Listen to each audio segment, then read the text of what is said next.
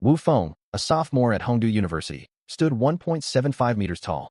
The previous night at a bar, he'd hauled a dead-drunk rich heir Luguwei back to a hotel and dumped him onto the bed. As he turned to leave, a wave of drunken dizziness washed over him. Halfway down the road, he could no longer hold himself upright and leaned against a roadside bench, planning to shut his eyes for just a moment. That split second of rest felt like shoving his head into a blender. Everything spun wildly out of control. Ugh! Wu Feng struggled to push himself up off the cold wooden floor, pressing a palm hard against his throbbing temple. Where am I? The familiar hotel ceiling was gone, replaced by a ramshackle wooden hut drafty on all sides. The air reeked of damp, rotting mildew. Not far from him, a purple crystal orb glowing with soft white light hovered silently above a stone table, an eerie sight to behold. Wu Feng stretched out his left hand to prop himself against the stone table and stand. But the lingering alcohol hit hard. His legs turned weak the moment he bore weight, and he lost his balance completely, lurching forward with a heavy crash. Bang! His chest slammed hard against the edge of the stone table, and his palm landed square on the glowing crystal orb. In that instant, a frigid mechanical voice boomed unannounced deep inside his mind. Ding! System loading complete. Congratulations. You are now the owner of safe house number 9394, zone 999. At the same time, more than 20 stunning women who'd lain unconscious scattered across the hut stirred awake, roused by the loud crash and the system's announcement. They sat up one by one, rubbing bleary eyes, staring at the unfamiliar surroundings with shock and confusion etched across their faces. Before Wu Feng could recover from the stabbing pain in his chest, the cold robotic voice echoed inside every person's head, utterly devoid of emotion. The sovereign system has confirmed all global survivors have awakened. The Blue Planet survival code will now be broadcast. All survivors, listen carefully. Billions of humans across the globe have been transported to the Blue Planet. To prevent the extreme difficulty of solo survival, each safe house holds a fixed initial population of 30. Residents include people with pre-existing social ties, teachers and students, co-workers, family, etc., plus random strangers matched by the system. Once night falls, hordes of terrifying monsters will emerge. You must return to your safe house and bolt all doors and windows before dark. Early-stage safe houses can fend off low-tier monsters, but you must gather materials during daylight hours to upgrade your defensive structures without delay. The new player protection period lasts only 5 days. Once it expires, natural disasters and demonic beasts will strike simultaneously. Calamities run for 10 days, followed by a 3-day safe window. After that, disasters will grow more frequent with each cycle. The globe is divided into 10,000 zones, each housing over 600,000 people. Daytime lasts merely 10 hours daily, 8 to 1800 hours, and daylight will shrink further as natural disasters intensify. Guard the safe house core, the purple crystal orb, with your life. If the orb shatters, the safe house will cease to function entirely. It also serves as your sole channel for trading with the outside world. Every survivor carries a 30-slot personal backpack pre-stocked with basic survival supplies, a stone axe, starter clothing, 1 liter of fresh water, and bread. Consult the system handbook for additional features. All objects and living beings are ranked by tier, ordered from lowest to highest. Iron, bronze, silver, gold, platinum, jadeite, diamond, epic, mythic. Broadcast complete. To boost survival rates, the system grants every survivor 1 free spin on the lucky wheel. Good luck to all. The second the voice faded, a translucent blue light screen popped up directly before Wu Feng's eyes. Personal stats panel unlocked, zone/world chat channels unlocked, trade hub unlocked. Wu Feng slumped over the stone table, utterly dumbfounded. Blue Planet? Monsters? Natural disasters? Survival of the fittest? Is this some sick joke? Am I still blackout drunk? He twisted his head sharply and spotted teacher Qin Yan from his university, sitting dazed on the floor alongside the other students, just as confused as he was. Right then, a massive 7-colored spinning wheel materialized dead center in his field of vision. The wheel was split into 7 segments: skills, food, daily supplies, weapons, raw materials, blueprints, tools. Wu Feng's heart hammered as he stared at the probability text beside the wheel. The odds of landing on skills were a mere 1 in 10,000, and drawing a gold tier skill dropped to 1 in a million. Rarity rose exponentially with higher tiers.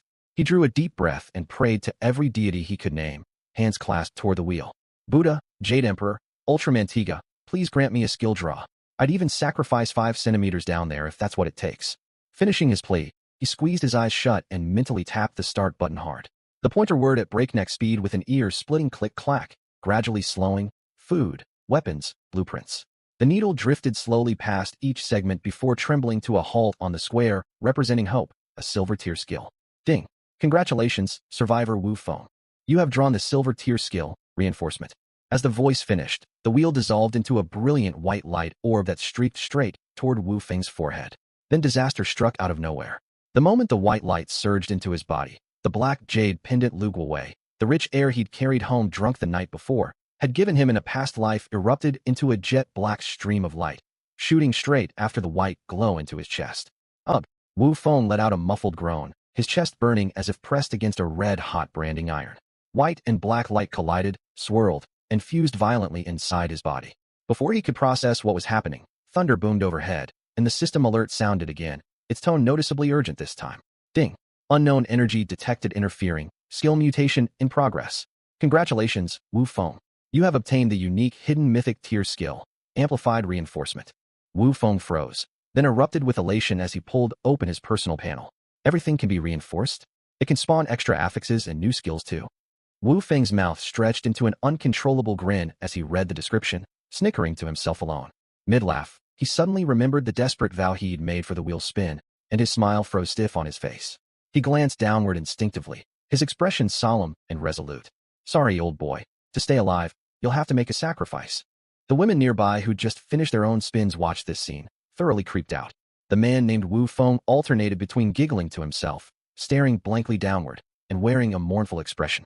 Has he lost his mind from shock? Karina tugged several of her girlfriends and quietly stepped back a few paces.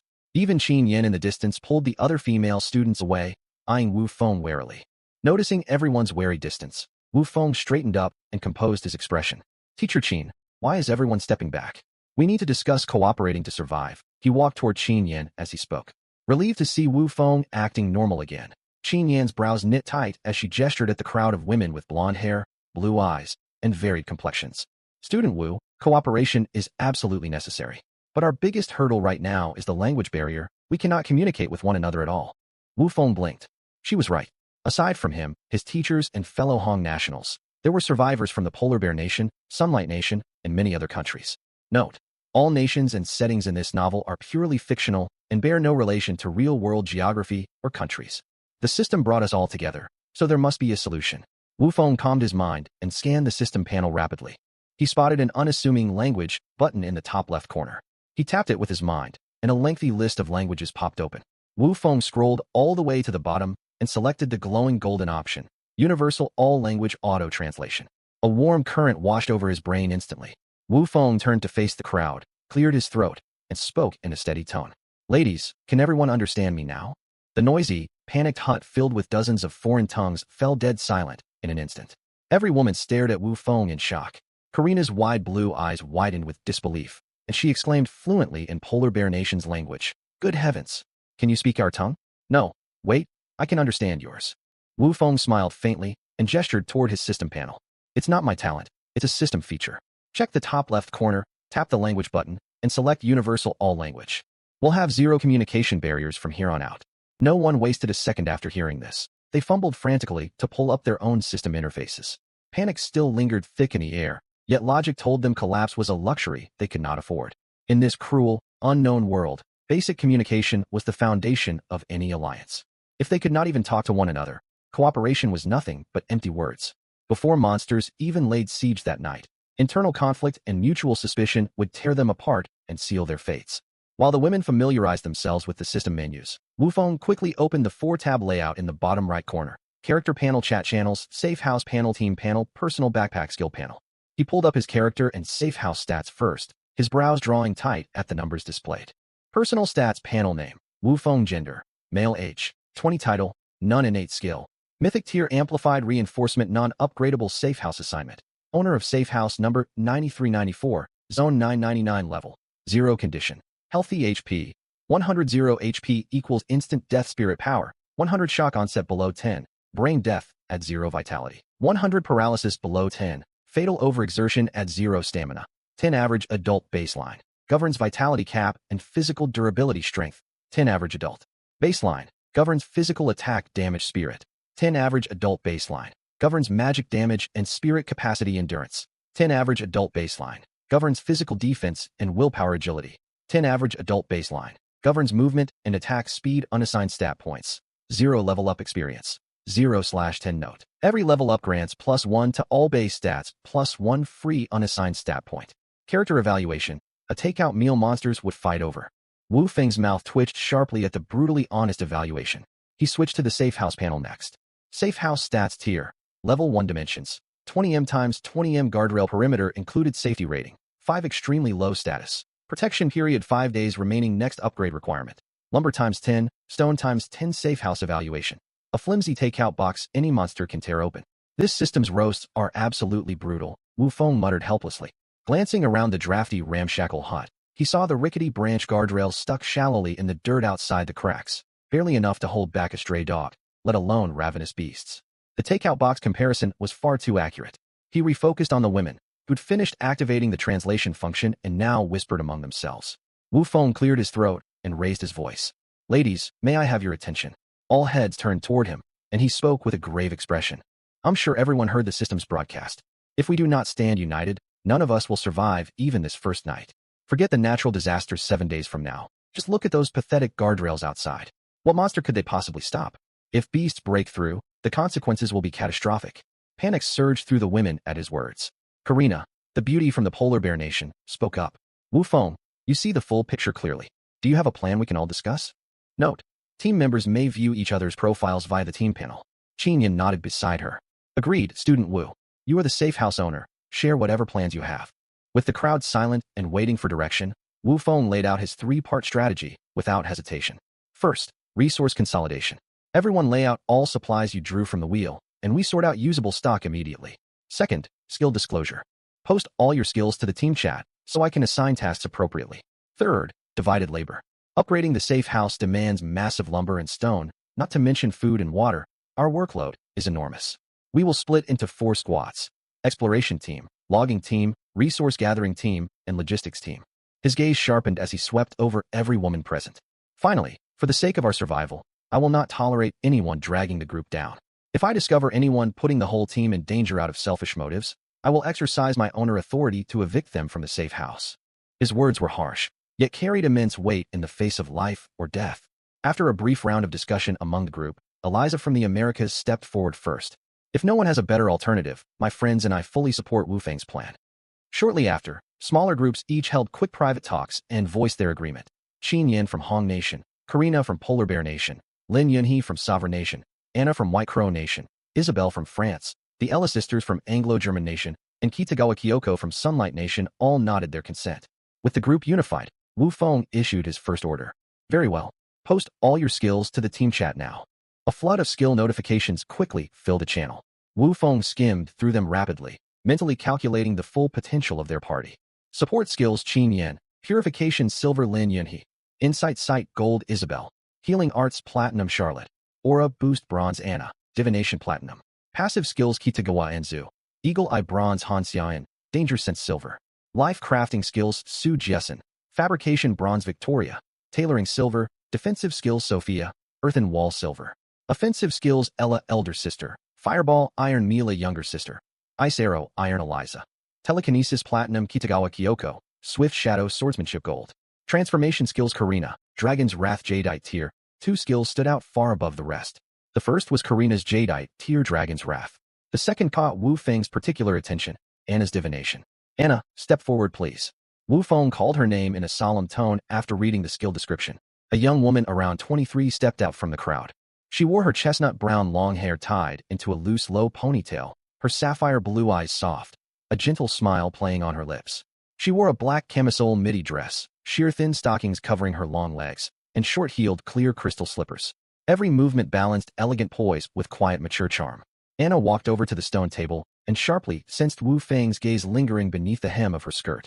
A blush instantly tinted her cheeks. She fidgeted slightly and spoke softly. I was at home when I got teleported here, so I'm dressed casually. Wu Feng, do I look strange like this? Wu Feng snapped out of his daze at once and put on a stern, serious expression. No, not at all. I was just lost in thought. I swear I wasn't staring at your legs. His denial only made everyone nearby snicker. They'd all seen his unblinking stare a moment earlier. The tense atmosphere lightened considerably thanks to this little mishap. Wu Feng cleared his throat to hide his embarrassment and quickly moved on to business. Anna, now that everyone's relaxed, cast Lesser Divination twice to see what fortune awaits us today. Anna nodded, closed her eyes, and focused her mind. A moment later, she opened her eyes and sent screenshots of her divination results to the team chat. Lesser Divination number 1, Minor auspicious omen. Around 700 meters straight south of the cabin, beneath the trees, lies an iron-black treasure chest. However, an injured forest black wolf lurks behind the chest. Note: watch out for minor troubles along the way. Lesser divination number 2. Minor inauspicious omen. On the grass beside the river roughly 850 meters southeast of the cabin, there may be an unexpected surprise. If you take the surprise, be extremely careful not to alert the king unicorn merlion, otherwise, grave trouble will follow. Reading the two forecasts, a sharp glint flashed in Wu Feng's eyes. An injured black wolf? It was basically free experience waiting for them. He made an instant decision, tapped the storage crate beside him, and addressed the group. Perfect, our targets are clear. Everyone, take all the prizes from your backpacks and lay them on the ground, so we can see which tools we can use right away. As soon as he finished speaking, the 12 young women walked one after another to the open space beside the stone table. With a thought, they materialized their belongings, which clattered onto the ground. A sharp axe, 1 carton of 6 2-liter frog wheat mineral water bottles, an iron cauldron the size of a bathtub, 2 sacks of 25 kilograms silky long-grain rice, 5 units of iron, a complete 7-piece bedding set, a pack of 10 rolls of soft toilet paper, a fine steel longsword, a blueprint for crafting water storage containers, a large pack of 96 day and night sanitary pads, a crossbow, and 50 matching crossbow bolts. Note: learning a crafting blueprint grants a permanent recipe. The blueprint itself is consumed on use. Staring at the abundant supplies spread across the ground, Qin Yan let out a long breath and said gently, "With all these supplies, we should make it safely through the night, right?" Make it safely. Wu Feng shook his head. In this unfamiliar world, passive defense is a slow death sentence. We need to strike first and turn threats into resources. Wu Feng watched Liang Xian shuffle awkwardly out of the crowd. She quickly tossed a tiny pink box onto the pile of goods, then spun around as if electrocuted and scurried back without a backward glance. Everyone fixed their eyes on the small pink box resting quietly next to the white toilet paper rolls. After making out the vague English lettering and tiny umbrella graphic printed on the packaging, the air turned deathly silent for a split second. The women, who'd still been somewhat solemn a moment prior, were utterly dumbfounded. Liang Xian, stop right there. Wu Feng's face burned with awkwardness, the corners of his mouth twitching. How could you bring something like this out? Take it back at once. Liang Xian, who'd already run several paces away, halted, planted her hands on her hips, and shot back confidently. Wu Feng, you told everyone to hand over all our lottery prizes. Hoarding supplies would label me a liability to the team. I couldn't bear that stigma. She then folded her hands flat over her lower right abdomen, stood with her feet together and knees slightly bent, and tilted her head down, striking a comical pose like an ancient palace maid begging for forgiveness, her tone laced with mischief. Wu Feng pressed a palm to his forehead in helplessness. The problem is we have zero use for this right now. Can't you keep it for yourself? I've already turned it over to the group. Besides, who else here would need it besides you, Wu Feng? Liang Xian blinked innocently. The issue is I've got no chance to use it either. Are you volunteering to lend it to me? Wu Feng grumbled irritably. Sure, take it if you want. Liang Xian answered automatically before she realized what she'd said. Her face flamed bright red instantly. She pointed at Wu Feng and stammered, "Why you're talking nonsense? I meant you could blow it up as a balloon." Uffed. Someone burst out laughing first, and the heavy, tense atmosphere shattered completely. Even the poised Anna, Karina, and Ivanka covered their mouths to stifle giggles. Qin Yan pressed a fist to her lips, trying desperately to hold back her laughter, but the upward curve of her cheeks gave her away entirely. Wu Feng, you jerk. Liang Xian's face blazed crimson with shame and rage. She lunged toward him, claws out. Su Jiesin, Lin Shanshan, and Li Ruqian reacted fast. Two grabbed her arms, one wrapped her arms around her waist, and they dragged her toward the back room like hauling a dead weight. Wu Feng, you lifelong virgin bastard. Just you wait. Liang Xian's shouts echoed through the wooden cabin. Once Liang Xian was settled, Qin Yan walked back to the center of the hall and shot Wu Feng an annoyed glare. Earlier, you looked so serious arranging our tasks, and I thought you were mature and steady. Turns out you're just a child who never grew up. Wu Feng hid behind Anna, throwing up his hands with an innocent expression. Teacher Qin, cross my heart. It was Liang Xian who brought it out first. She's a grown woman. Doesn't she know what counts as survival necessities right now? Enough of your silly banter. Qin Yan sighed helplessly. Hurry and sort out our real work. Night is falling fast. Wu Feng wiped the grin off his face, strode back to the stone table, and spoke in a solemn tone. All right, joke time's over. Ladies, split into teams and move out immediately. Time is tight. Only 6.5 hours remain until sunset. I'll lead one squad to the woods 700 meters south to retrieve the treasure chest. Once we finish our objective, we'll head over to back up the other teams. No sooner had he finished speaking than everyone quickly split into groups. Wu Feng glanced at the timer on his panel, 11:27. The team assignments were finalized soon after. Eliza, gifted with psychokinesis, would lead a squad to scout the unexpected surprise by the river 850 meters away. Karina, the strongest physically, would lead a logging crew nearby quota, 30 units of lumber. Qin Yin and Ella's team would forage for edible ingredients close by. Anna and Myra's squad would gather stones in the vicinity quota, 30 units of stone. The group accompanying Wu Feng into the woods included Lin Yunxi, Han Xiaoyan, the two Kitagawa sisters, and Sophia, whom Eliza had sent over to assist.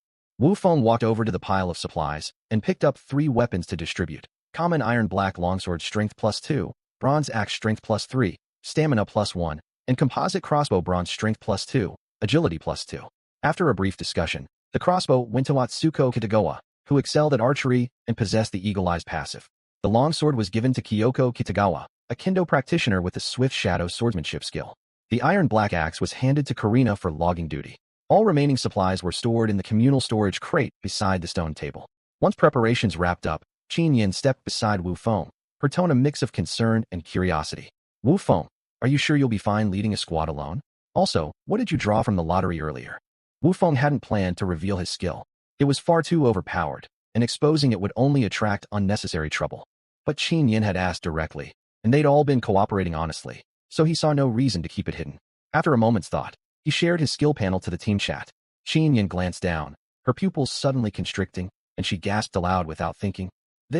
How is this even possible? Her voice was soft, yet it rippled through the group like a stone hitting still water, drawing every pair of eyes. Seeing her stunned expression, everyone quickly opened the team chat. When they read the iridescent text describing his skill, an uproar broke out. Mythic rank. Am I seeing this right? A mythic tier skill. I must be dreaming. Exclamations rang out, some stunned, some envious, others with complicated emotions flickering across their faces. Wu Feng raised a hand to quiet the crowd, his voice steady and commanding. Everyone settle down. His tone carried unshakable authority despite its volume. The group slowly recovered from their shock, yet excitement still hung thick in the air. Several people had privately doubted putting Wu Feng in charge of the cabin, but upon reading the glowing mythic skill description, all skepticism vanished, replaced by genuine trust and awe. Once silence fell and all eyes locked on him, Wu Feng spoke in a low, sharp voice. I expect none of you to leak what you've seen today to regional chat or any public channel. If a single word slips out, I will spare no expense to put a global bounty on your head and hunt you to the ends of this world. Instantly, sweat prickled everyone's skin. They imagined the power of a mythic skill capable of amplifying and strengthening anything. If Wu Feng posted a merciless reward for someone's capture, that person would not live to see the next dawn. Meanwhile, those who hadn't drawn any skills looked at Wu Feng with newfound hope glinting in their eyes. The young women needed to change into the outfits gifted by the system inside the cabin, so Wu Feng stepped outside alone. He pushed open the rickety wooden door, squinting against the harsh sunlight outside. This fence is nothing but decoration. It couldn't even keep a stray dog out, Wu Feng muttered in complaint. While the girls changed, Wu Feng wandered to the back of the cabin alone. Staring at his mere 12 agility stat, he thought to himself, if I can't win a fight, at the very least I need to be able to run away. Ding. First amplification enhancement grants a 100 success rate. With a thought, Wu Feng safely spent 3 amplification enhancement points to strengthen his legs. Ding. Leg amplification enhancement complete. 2 affixes obtained. First affix, wings of agility +1 per level. Second affix, golden tier skill, swiftness boost agility by 30 for 20 seconds, 2-minute cooldown, cost 5 spirit and 5 vigor. Now I'm far safer. A faint smile tugged at Wu Feng's lips upon unlocking a golden tier skill from enhancement. The young women emerged after changing, each looking sharp and valiant. Wu Feng checked the system map to confirm their heading, then led his 5-person squad through the tall grass and into the unknown forest. They hadn't ventured deep into the woods before thick foliage blotted out the sunlight overhead. Wu Feng and Han Xiaoyan walked at the front. Han Xiaoyan closed her eyes, casting her sensibility to spread a wide detection field. Watch out, there's a dangerous energy signature in the tree ahead. Han Xiaoyan suddenly halted, held a finger to her lips for silence, and pointed toward a dense tree 10 meters ahead. The group held their breath and circled wide, staying 10 meters clear of the trunk. Shortly after they passed, 2 enormous black snake heads slowly lowered from the canopy, flicking their tongues as they watched the squad depart before retreating back into the leaves. Lin Yunxi sent a scan showing a level 5 2-headed black python. Wu Feng's heart skipped a beat. Thank goodness we didn't rouse it. They traveled another 400 meters before Han Xiaoyan pulled Wu Feng to a stop again. 2 wolves are playing beneath the tree up ahead. Peering through gaps in the grass, they spotted 2 1-meter-long forest wolves resting under a tree less than 200 meters from their destination. Lin Yunxi activated inside eyes at once. Forest Wolf Iron Black / level 1 HP, 100 skills. Bite, claw swipe weak point. Abdomen description. Burp. Just finished a full meal, don't bother us. 2 level 1 mobs, perfect target practice. Wufeng glanced at the stats shared in team chat and made a quick plan. Atsuko Kitagawa, hit the left one with your crossbow first, then back off to create distance. Kyoko Kitagawa, cover her. Sophia, you and I pin down the right wolf. Lin Yunxi and Han Xiaoyan, keep watch for threats all around us. Whoosh. Hidden by jungle cover, Atsuko squeezed the crossbow trigger. The bolt buried itself cleanly in the left forest wolf's belly. Oh whoa. 20% of the wolf's health bar vanished instantly. Enraged, it sprang forward and charged straight for Atsuko. At the same time, Wufeng rushed to draw the second wolf's attention. It spotted its foes, pushed off with its hind legs, and lunged at Wufeng, jaws gaping wide. Swiftness. Wufeng activated his skill, his body growing light as a swallow.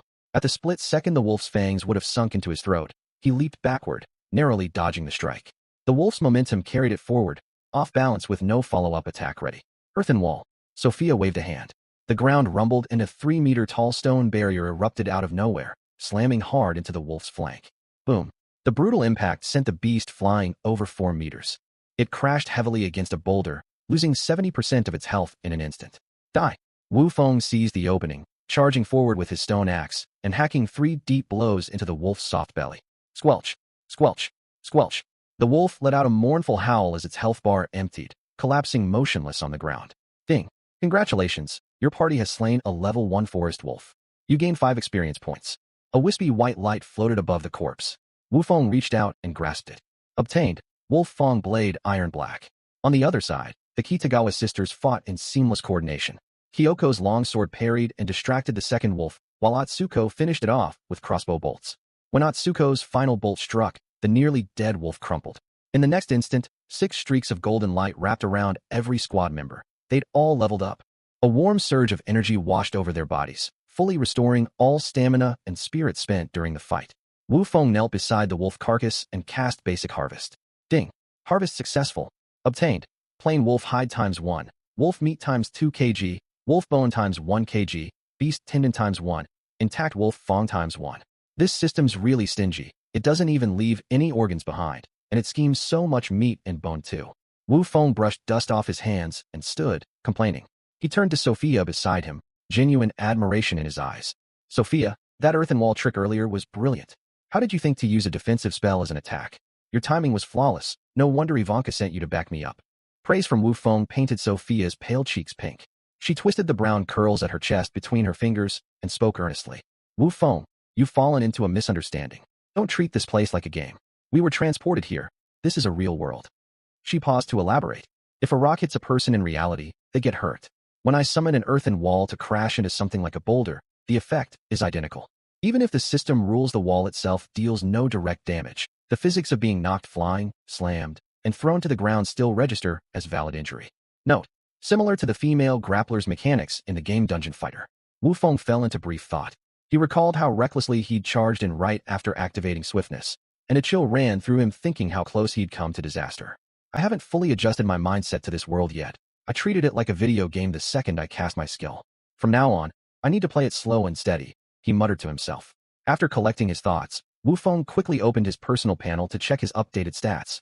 Level, 1 HP, 100 Spirit, 101/Vigor, 101 regenerates 1 point naturally every 2 minutes. Higher stats raise maximum value stamina, 11/Strength, 12/Spirit, 11/Agility. 12 includes passive +1 buff, free attribute points. 1 character evaluation, still the favorite takeout meal for all monsters. The corners of Wufeng's mouth twitched. He allocated his single free attribute point to strength, then inspected the newly acquired weapon. Wolf Feng Blade Iron Black slot. Weapon required level. 2 stats, strength +3. Both are iron black gear, but this Wolf Feng Blade gives +3 strength, far better than that shoddy stone axe only granting +1. Wufeng nodded in satisfaction and swapped the blade into his hand. Seeing everyone gasping for breath and resting under the shade of trees, Wufeng spoke up. Everyone take a break first. Han Xiaoyan, Lin Yunxi, come with me to scout the treasure chest. Contact the team channel immediately if you spot anything unusual. The 3 ducked low, slipping deeper into the woods concealed by jungle shrubs. After brushing aside hanging vines, a wide clearing unfolded before their eyes. Beneath a massive willow tree sat a glowing black treasure chest. Wufeng held up a hand to signal them to halt. his sharp gaze sweeping behind the chest. A pitch-black shadow lay sprawled on the ground. A giant jungle black wolf covered in steel like black bristles, painfully licking its hind leg. Wu Feng noticed a deep, bone-deep gash tearing the wolf's left hind leg, dripping fresh blood. He chose not to charge in recklessly and gestured for Lin Yunxi to activate Eye of Insight. Moments later, Lin Yunxi sent the scan stats to the team channel. Forest Black Wolf Black Iron Tier / LV.4 HP, 65 skills. Bite, claw swipe weak points. Abdomen, wounded left leg. Description, tried to sneak around with a married female wolf and got caught by the male wolf returning from hunting. He sustained a leg bite while fleeing and stopped here to tend his wound. Reading the description, Wu Feng nearly lost his composure. Wow, so this is a homewrecker who got caught red-handed. A clear plan formed in his mind. He gestured silently for the two girls to retreat with him. Back with the main group, he quickly laid out the battle tactics. This wolf has a severe leg injury and can barely move. Kyoko Kitagawa, focus all your fire on its wounded leg. Kyoko Kitagawa, and I will block its escape left and right. Sophia, use earthen wall to knock it airborne or cut off its path at the right moment. Yunxi and Xiaoyan, stand guard for surprises. Everyone acknowledged the orders and quickly took up their combat positions. Whoosh, whoosh. Ayako Kitagawa swiftly loaded and pulled the trigger. Two crossbow bolts sinking cleanly into the wolf's injured hind leg. Agony tore a shrill howl from the beast. It tried to stagger to its feet and run, only to stumble straight into Wu Feng's prearranged encirclement. Thinking you can run? Too late. In an instant, Wu Feng and Kyoko Kitagawa sealed off its escape routes from both sides. Trapped with nowhere to flee, the wolf flew into a berserk rage, pushing off its uninjured leg to pounce straight at Kyoko Kitagawa, standing front and center. Swift shadow swordsmanship. Kyoko dodged the lunge sideways. Invisible wind coiled around her long sword, blurring her figure into a fleeting shadow as she slashed 3 consecutive cuts across the wolf's soft, exposed belly. 3 bone-deep gashes split open, gushing blood everywhere. The forest black wolf crashed heavily to the ground. Before it could scramble back up, the earth beneath it rumbled and surged upward. Sophia's earthen wall struck again, hurling the wolf straight toward Wu Feng. Swiftness boost. Wu Feng activated his skill the second the wolf came flying. His body moved faster than lightning, nimbly dodging the falling beast. Before it could recover from landing, he charged forward, hacking wildly at its belly with his wolf-tooth blade. Squelch, squelch, squelch. The wolf's last sliver of HP vanished instantly, and it collapsed motionless. Ding. Congratulations, your party has slain a level 4 forest black wolf. Gained 8 EXP. Wu Feng let out a long sigh of relief. No one had taken any damage. A white light orb floated up from the corpse, and he stepped forward to collect it. Obtained. Wolf Leather Boots Black Iron Tier. Wolf Leather Boots Black Iron Tier required level. LV.2 stats. +2 agility. After a brief discussion, the agility boosting boots went to Kyoko Kitagawa, the fast attack swordsman, to maximize her damage output. With the gear distributed, all eyes turned to the black treasure chest. Nobody else wants to open it? I'll do it. Wu Feng walked over to the chest, took a deep breath, and laid his palm on the lid. Opening black iron treasure chest. Progress. 1, 15, 40. Estimated time remaining, 10 seconds. Warning. The opening process will be interrupted if you take damage. Ensure the surrounding area is secure. Once the progress bar hit full, the lid creaked open slowly. Obtained. 1 times Ordinary Staff Black Iron Tier obtained. 1 times Thorny Iron Gate Blueprint Black Iron Tier obtained. 5 times Merlin Spam Can Meat obtained. 3 times Old Village Chief Baijiu, 500 milliliters each. Everyone lit up with delight seeing the loot list pop up in the channel. They'd gotten weapons and food, their 2 most scarce supplies right now. Ordinary Staff Black Iron Tier required level. LV.3 stats, +4 spirit. Thorny Iron Gate Blueprint Black Iron Tier type. Gate material requirement. For units of iron, Wu Feng sent the full chest loot list to the team chat. Everyone's eyes sparkled when they saw the Thorny Iron Gate blueprint. This iron gate would be far sturdier than their flimsy wooden doors. Mission complete. Rest for 10 minutes before we set off to assist Elisa's squad. Wu Feng stowed the wolf meat he'd harvested and led the group to rest under nearby trees. During the break, Wu Feng checked in with each subteam. The only minor issue was Liang Xian from Qin Yan's group, who'd suffered an upset stomach after tasting wild berries. Qin Yan had immediately cured her with purification magic. All other teams had run into no trouble. He also confirmed Ivanka's exact location. Once the 10-minute rest ended, the group set off again. Along the way, Han Xiao's sense detection saved them twice, alerting them to forest wolves hiding in the tall grass and ghost-faced gray monkeys lying in wait in the treetops. They still endured 2 surprise ambushes, but thanks to their smooth team coordination forged in the previous 2 fights, they wiped out the threats quickly. After felling 2 level 3 forest wolves, every member successfully leveled up to LV.3. Wu Feng stared at the empty wolf carcasses and couldn't help complaining. The drop rate is ridiculous. Are these wolves so poor they only have meat to offer? Lin Yunxi covered her mouth and giggled, teasing him. Appa Wu Feng. Maybe these two were just like that homewrecker wolf we fought earlier. They snuck over to visit the female wolf, heard the real mate coming back, and ran off without grabbing their gear. All the girls burst into laughter and joined in teasing Wu Feng. One wolf sneaking around is believable, but two both cheating and getting caught by us at the exact same time. Wu Feng spread his hands helplessly. Sophia, walking at the back, chimed in with a grin. Maybe the female wolf invited two males over. The first one arrived, then the second showed up. The first panicked and fled when he thought her mate was coming. The second took off his gear only to realize the real husband was actually back, so he ran for his life. That makes perfect sense. You women have such wild imaginations. Wu Feng laughed and shook his head. All right, cut the banter. Let's hurry to meet up with Ivanka. Around 7 minutes later, they spotted Elisa's squad at the edge of a thicket. Wu Feng crouched down and watched Elisa fully focused, using her telekinesis to quietly steal fish that the river's unicorn merlions had tossed onto the shore, floating them into the bushes. Whoa, you're stealing fish. Wu Feng exclaimed in surprise. He counted more than 20 unicorn merlions in the river and had to admire Elisa's sneaky tactics. He went on to ask, this so-called surprise you mentioned can't just be the fish, right? Elisa guided one fish to float down in front of the group and point toward the 10 o'clock direction. The surprise definitely isn't the fish. Look over there. Following her finger, they spotted a natural cave beneath a 5-meter-tall boulder. Deep inside the meter-wide opening lay a far larger unicorn merlion fast asleep, and right beside it glowed a faint teal light, a bronze treasure chest. There's a bronze chest here. Did you try retrieving it, Elisa? Wu Feng asked. I tried twice already. Elisa shook her head helplessly. That merlion is extremely vigilant. If I lure it out with fish, it turns back less than 100 meters into the woods. It also knows water arrow. A direct attempt to sneak the chest would leave us with heavy casualties. As soon as she finished speaking, Lin Yunxi targeted the cave's unicorn merlion with Eye of Insight and sent its stats to the channel. King Unicorn Merlion Black Iron Boss /LV.8 Race. Beast Max HP. 100 Skills. Unicorn Charge. Water Arrow. Heavy Claw Strike. Weak Point. White patch of fur on its chest. Heart Location Description. This king is furious. Why haven't those fools brought me more fish yet? Wu Feng frowned, deeply staring at the level 8 boss. The level gap was far too wide. A head-on fight would be a suicide mission. His gaze flicked back and forth between the treasure chest and the gluttonous Merlion King, and a plan quickly took shape in his head. Elisa, your telekinesis has a maximum range of roughly 20 meters, correct? Wu Feng lowered his voice and laid out the new battle plan. You don't need to attack. Just take one fish and float it around in its blind spot, luring it deep into the thicket far from the cave. Move slowly, don't let it sense a trap. Sophia, you and Ayako flank and lie in ambush.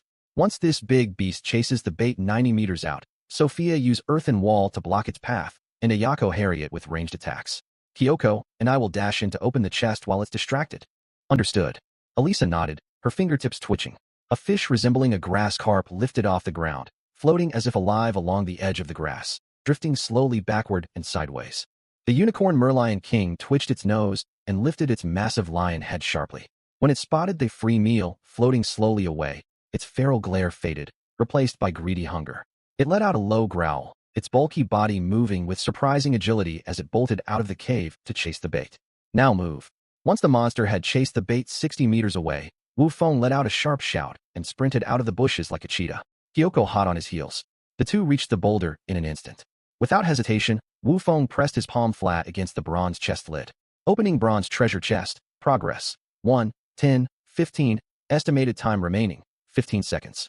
Warning. The opening process will be interrupted if you take damage. Ensure the surrounding area is secure. Damn it, it takes 5 seconds longer than the black iron chest. Wu Feng cursed silently, beads of sweat sliding down his forehead. Appa Wu Feng, it's figured something out. Lin Yunxi's panicked warning carried over from afar. Wu Feng glanced back 80 meters away.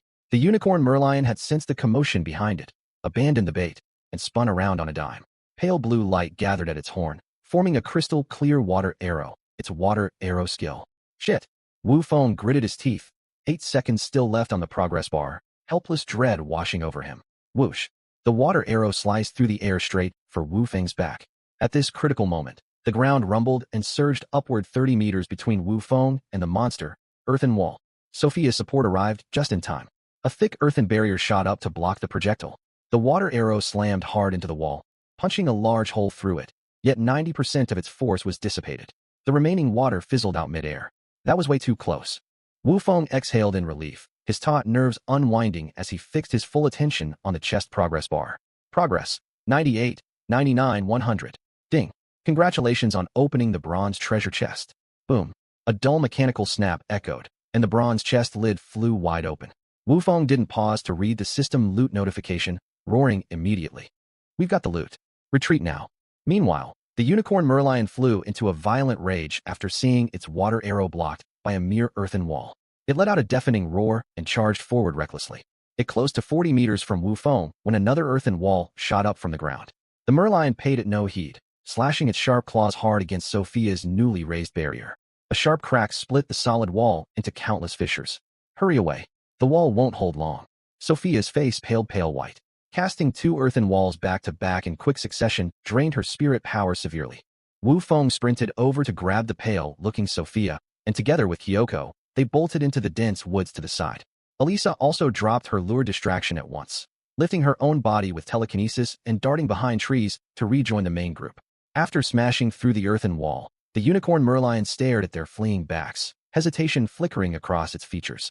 It glanced back at its cave, then at the group vanishing deep into the forest. In the end, it seemed wary of some unknown creatures lurking deeper in the woods and chose not to pursue. It roared furiously on the spot several times before turning to trudge back into the cave beneath the boulder. Only once the merlion's roars faded completely did the group stop behind a thick cluster of bushes, gasping for air. Those heart-stopping minutes had left every single person soaked in cold sweat down their backs. They collapsed onto the ground, pulling out water and bread to replenish their stamina and hydration. Phew, that was terrifying. If Sophia's wall had been 1 second slower, Appa Wu Feng would have been skewered, Lin Yunqi said. She still trembled with lingering fear. She panted heavily from the frantic running and shock, her chest rising and falling rapidly. Crystal beads of sweat clinging to her forehead, making her look utterly endearing. Wu Feng wiped sweat from his forehead and forced a bitter smile. Yeah, that boss's attacks are far beyond what we can tank right now. Thank goodness Sophia reacted fast, or we would have wiped this run. Sophia smiled weakly from spirit exhaustion. I saw the team channel alert and ran back with the Yako straight away. I barely made it in time. Good. Everyone's safe. That's all that matters. Wu Feng calmed his racing heart, a flicker of excitement lighting up his eyes. And the risk was completely worth it. Our haul is incredible. Wu Feng sent the 5 loot items from the bronze chest to the team channel. Skill book, water arrow black iron tier effect. Condense water elements to fire a high-pressure water arrow, dealing magic damage and knocking targets back. Note, treasure chest and monster drops have a small chance to yield skill books. Merlion ring bronze tier slot. Accessory required level. LV.5 stats, plus 6 spirit, plus 3 stamina special effect. Boost spirit power recovery speed by 10. Fish scale armor bronze tier slot. Torso required level. LV.5 stats, plus 4 vitality, plus 5 strength 6. 7. Spring moon pure water 2 L times 15 8. 9. Kitchen seasoning set times 10. Wow, we actually got a skill book. Lin Yunqi gasped out loud after reading the channel message. Wu Feng picked up the faintly glowing blue skill book, a satisfied smile spreading across his face. Water arrow, the signature skill of the unicorn merlion they'd just fought. He thought of the sister pair Ella and Mira, who wield fireball and ice arrow, and wondered what devastating combo they could unleash if they combined their elemental attacks. Watching the group chat buzz with excited discussion, Wu Feng checked in with the other 3 squad leaders. Qin Yin replied that her team had gathered wild berries and wild greens, but the woods teemed with too many monsters. Only Ella possessed offensive magic. The rest could barely defend themselves, so they turned back early and were on their way home. Anna's squad had collected 30 units of stone, and Karina had chopped 25 units of lumber. All teams were nearly finished with their daily gathering tasks and required no extra help. After reading their replies, Wu Feng glanced at the time, 16:20. All right, rest period over. Wu Feng stood and looked out at the group. Today's mission was harrowing, but we gained massive rewards. We've obtained a skill book and new gear, and our team coordination has been put to the test and proven solid. We need to stay vigilant moving forward. Far stronger monsters lurk deeper in this forest. That unicorn merlion was clearly the minor boss of this river stretch, and even more dangerous creatures may be nearby. The girls all nodded. After the brutal fight, they trusted Wu Feng's leadership more than ever, and the team's bond had grown stronger through their brush with death. The other squads should be heading back soon too. Let's return as well. We need to upgrade our safe house, or none of us will rest easy tonight, Wu Feng said. Elisa and the other girls stood up one after another, following Wu Feng and Han Xiaoyan along the path home. On the way back, they faced 3 more bush ambushes by level 4 forest black wolves, 1 tree-based surprise attack by level 5 2-headed black snakes, and an assault by red-faced gray monkeys. Thanks to Elise's versatile telekinesis, she could bind every monster tight, with surrounding vines like wrapped dumplings. The second combat began. The rest of the group swarmed in to land finishing blows, and every fight ended in under 30 seconds flat. Back at the guardrail of the safe house, everyone had leveled up once. At the entrance, Wu Feng spotted Qin Yan, Su Jiasen, and the other women washing wild fruits in an iron wok as big as a bathing tub. As soon as Wu Feng walked up to the safe house, Qin Yan and Su Jiasen hurried over. Seeing dust and blood splattered all over his group's clothes, they asked with concern if anyone had gotten hurt. Wu Feng waved and smiled, saying he was fine. Right then, the nearby bushes rustled apart, and the squad led by Anna and Karina returned one after another. Once everyone had gathered, Wu Feng wasted no time and called the whole team to tally up supplies. After sorting through their haul, the 30 units of timber and 30 units of stone collected today were more than enough to cover the upgrade cost. Staring at the safe house stats panel showing sufficient materials, Wu Feng felt a surge of relief. We've got all the supplies we need. Everyone step outside. We're upgrading the safe house now. The group retreated to the open clearing. Wu Feng focused his mind and tapped the upgrade button. 10 units of timber and 10 units of stone vanished from his backpack in streaks of glowing light, merging into the drafty, leaky wooden cabin before them. A soft yet powerful blanket of white light wrapped the building. The rickety, rotting planks rapidly rearranged and reinforced themselves within the glow. In barely a dozen seconds, the radiance faded away. The original 20 by 20 meter plot instantly expanded to 30 by 30 meters. A brand new, sturdy, spacious wooden cabin stood before their eyes. The cramped space had opened up completely. Thick timber walls, a robust roof, and a foundation transformed from shabby planks to smooth stone slabs filled everyone with a strong sense of security. Note: after upgrading, the cabin measures 15 long times 15 wide times 5 tall. Each upgrade adds 5 meters to each side of the floor area. Next, Wu Feng turned his gaze to the flimsy branch guardrail only 70 centimeters tall surrounding the perimeter. He spent another 10 units of timber and 3 units of iron stored in the storage crate to upgrade the fence. The iron chunks melted into tough metal frames that fused seamlessly with the wood. The low barrier shot upward like bamboo after spring rains, growing taller and strengthening in the blink of an eye. A brand new 1.5-meter-tall fence fully enclosed the safe house. Sturdy wooden slats inlaid with iron bars glinted coldly beneath the sunlight. Staring at the renovated safe house and its impregnable guardrail, the women's eyes lit up with delight and reassurance. In this danger-ridden forest, this was far more than a simple upgrade. It was their greatest survival guarantee for the night. Wu Feng patted the brand-new fence and let out a long breath. We finished almost everything we can. Let's hope we make it safely through tonight's threats. Wu Feng noticed that after the guardrail upgrade, the crude lattice outer door cobbled together from branches stuck out like a sore thumb. Without hesitation, he spent 1 unit of timber to upgrade it. Sawdust swirled through the air, and the ramshackle branch door morphed into a thick solid wooden door, 2 meters high, 1.5 meters wide, and 4 centimeters deep, fitted perfectly into its frame. Once all upgrades were complete, Wu Feng opened the Safe House information panel to check the updated stats. Safe House information level: 2 Safe House boundary area, 30 times 30 within guardrail safety index. 13 status: secure, valid for 7 days. Next upgrade requirement: 20 timber units, 20 stone units. Evaluation: small monsters will have a tough time prying open this metal can. The women pushed open the new wooden door cheerfully and stepped inside, marveling at how spacious the cabin had become. Wu Feng lingered outside, his brows furrowed. Even though the door was thicker now, it was still just ordinary wood, leaving him uneasy. Eliza, who had not followed the others indoors, noticed his odd mood. She walked to his side and asked in confusion, "Wu Feng, what's wrong? Is there something wrong with this wooden door, or are you worried about something?" "I still think this wooden door is too flimsy to keep us safe." Wu Feng stroked the rough planks, resolve flickering across his face. "I plan to spend my last 2 enhancement points of the day entirely on reinforcing this door." With that, he stepped forward, pressed his palm flat against the door, and mentally activated the enhancement function. Ding! Tier 2 wooden door enhancement options. 1 enhancement point. 40 chance to gain an affix or skill. 2 enhancement points. 70 chance to gain an affix or skill. 3 enhancement points. 90 chance to gain 1 affix/skill. 50 chance to unlock a second affix/skill node. If no affix or skill is obtained, basic reinforcement stats will be applied instead.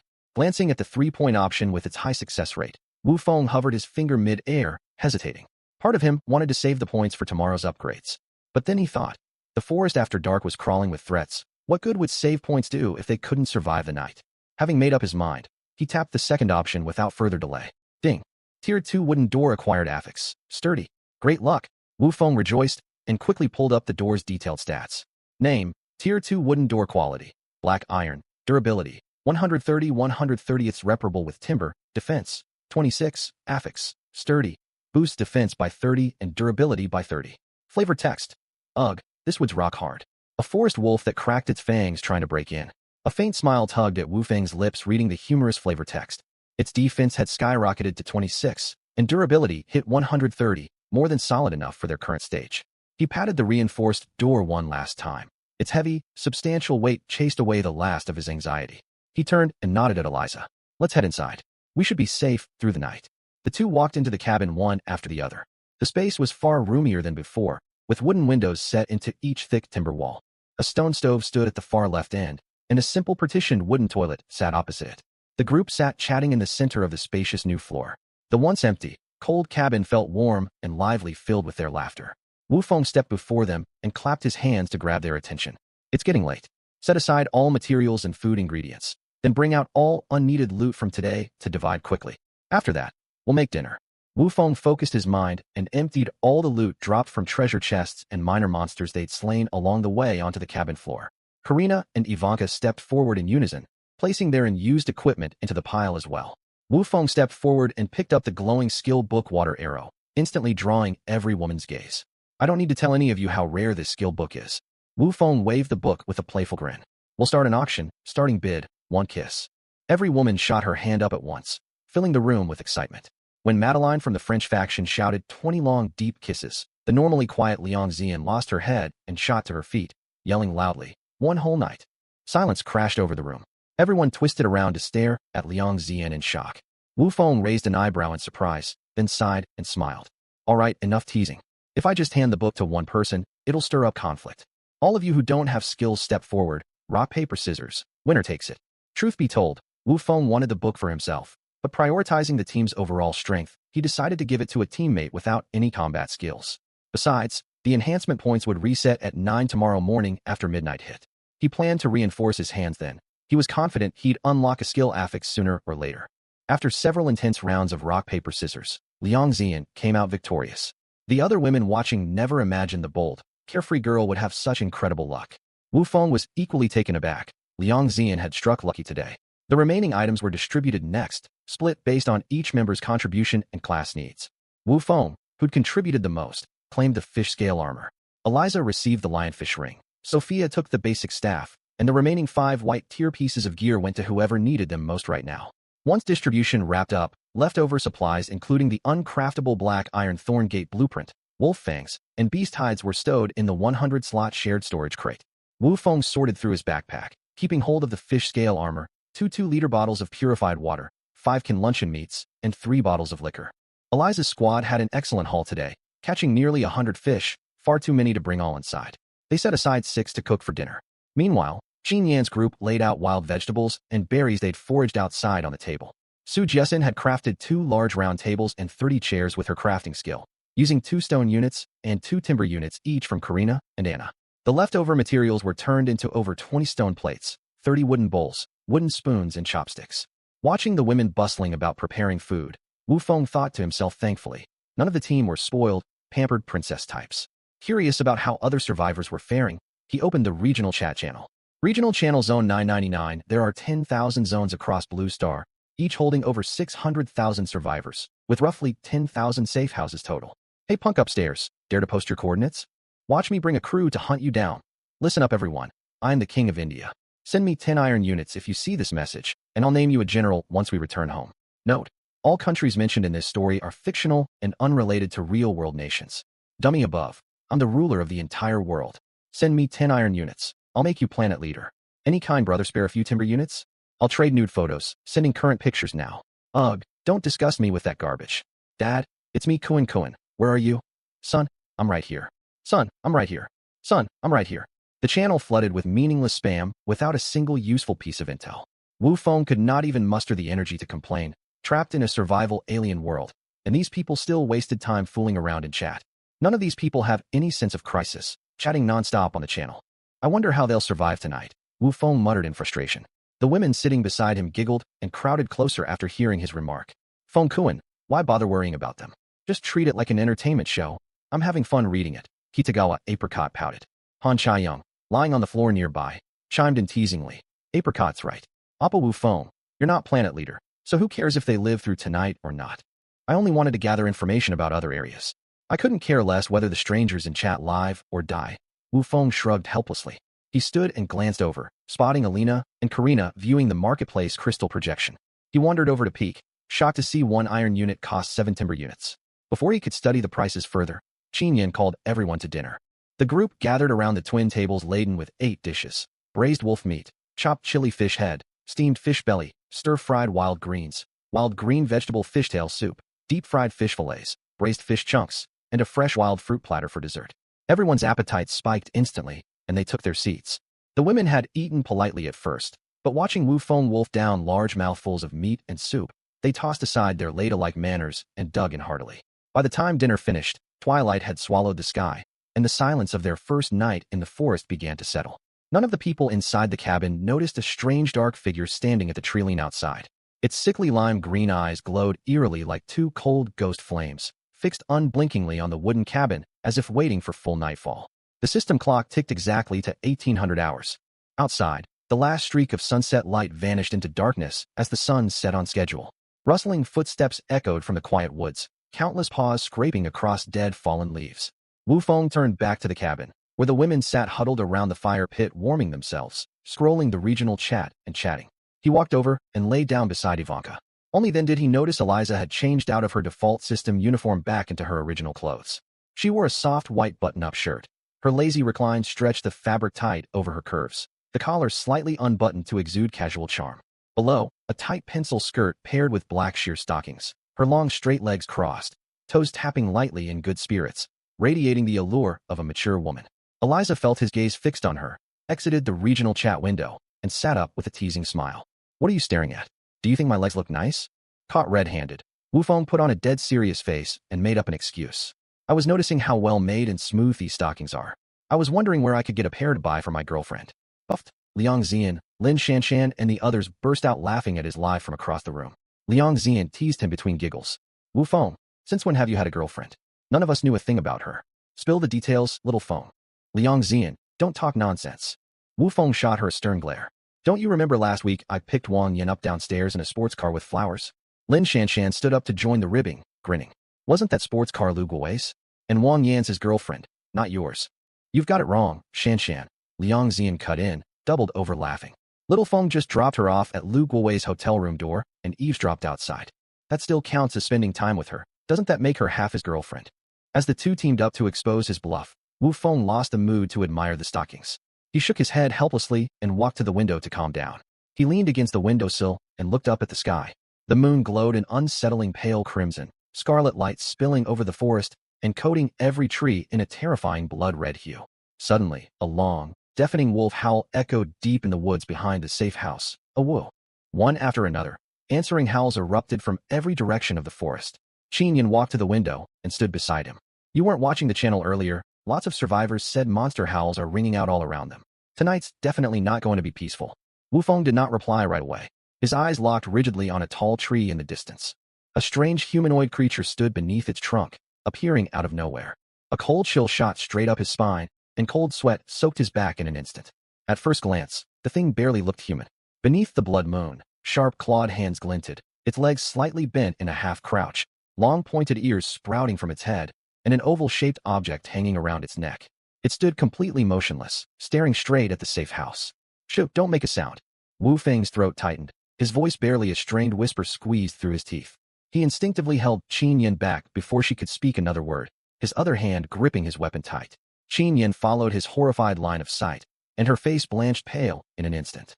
Shut all the windows now, Wu Feng hissed, pushing Qinyan back inside and sliding the window bolt shut fast. Laughter and chatter inside the cabin cut off instantly. Before Eliza and the others could process what had happened, they watched Wu Feng and Qinyan draw the curtains and bolt every door and window, immediately realizing grave danger loomed outside. What's going on, Wu Feng? Ivanka scrambled hastily to her feet. Her rushed movement rumpled her white shirt, the collar slipping open to reveal a flash of pale skin, yet she paid no mind to fixing her appearance, terror filling her eyes at the unknown threat. Monsters! A humanoid beast is standing under the tree out front, Wu Feng said grimly. The words barely left his mouth when a thunderous crash slammed against the Tier 2 wooden guardrail door. Bang! Next came the shrill, teeth grating scrape of claws raking wood. The group crowded to the window slits, and by the eerie crimson moonlight they finally laid eyes on their attacker. A bipedal two-headed wolfman. Lin Yunxi immediately activated Inside Eyes to check its stats. Two-headed demon wolf bronze elite monster species. Magical beast level. For HP, 100 skills. Twin wolf howl, claw smash, bloodthirsty berserk weak points. Joints connecting the two heads to the neck. Waste flavor text. A man-eating wolf beast starved by hunger, drawn by the scent of blood and living flesh. Lin Yunxi shared the stat panel to the team chat, and gasps rippled through every woman present. Wu Feng frowned. How can a level 4 two-headed demon wolf have stats comparable to a level 8 one-horn merlion king? That's ridiculously overpowered. At that moment, Eliza analyzed calmly. The one-horn merlion king fought us in river terrain, which limited our ability to leverage the landscape. This time the battle is right outside our doorstep. We can use the tier 2 wooden gate as cover. Paired with Charlotte's aura spell, we stand a real chance of defeating it. Wu Feng nodded in agreement. That's a solid plan. We'll retreat behind the tier 2 gate the second things turn dangerous. Also, we don't need too many people venturing out. Our ranged fighters can hold position by the railings. A larger group would only create chaos. All things considered, we can take down this two-headed demon wolf. Not only that, this will likely be the world's first bronze boss to be slain. The rewards have to be extraordinary. This risk is well worth taking, Karina added. Spurred by Karina's words, the women who'd previously felt fearful suddenly burned with eagerness, cracking their knuckles to prepare for battle. After a few minutes of quick discussion, they finalized an 11-person combat roster. Wu Feng, Ivanka, Charlotte, Karina, Sophia, Isabel, Liang Xian, the two Kitagawa sisters, and the two Ella sisters.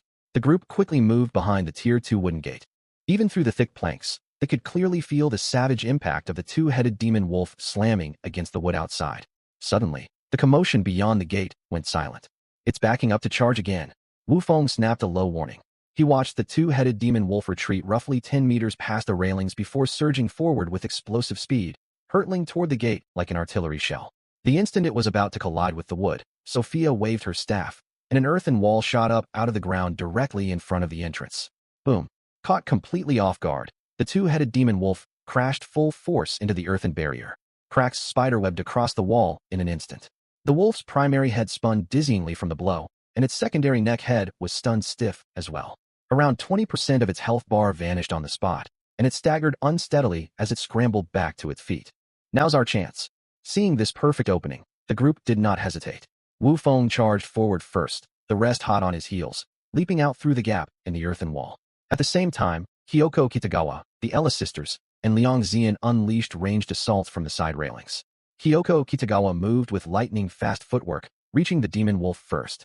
She unleashed her skill shadowless swift swordsmanship, her longsword blurring into a flurry of afterimages as she stabbed 6 times in quick succession at the junction between the wolf's two necks before pushing off to leap backward. Right behind her, Karina shifted into her dragonkin form and slammed a crushing dragon claw strike hard into the wolf's midsection. Wu Feng wasted no time either. Striking while the wolf stumbled to regain balance, he hacked twice at its chest before using the recoil to dart back out of range. After this concentrated volley of attacks, the two-headed demon wolf shook its head to clear its daze. Its health bar dropped to roughly 67. Both heads split open in bloodthirsty roars rumbling up from their throats, preparing to unleash a skill.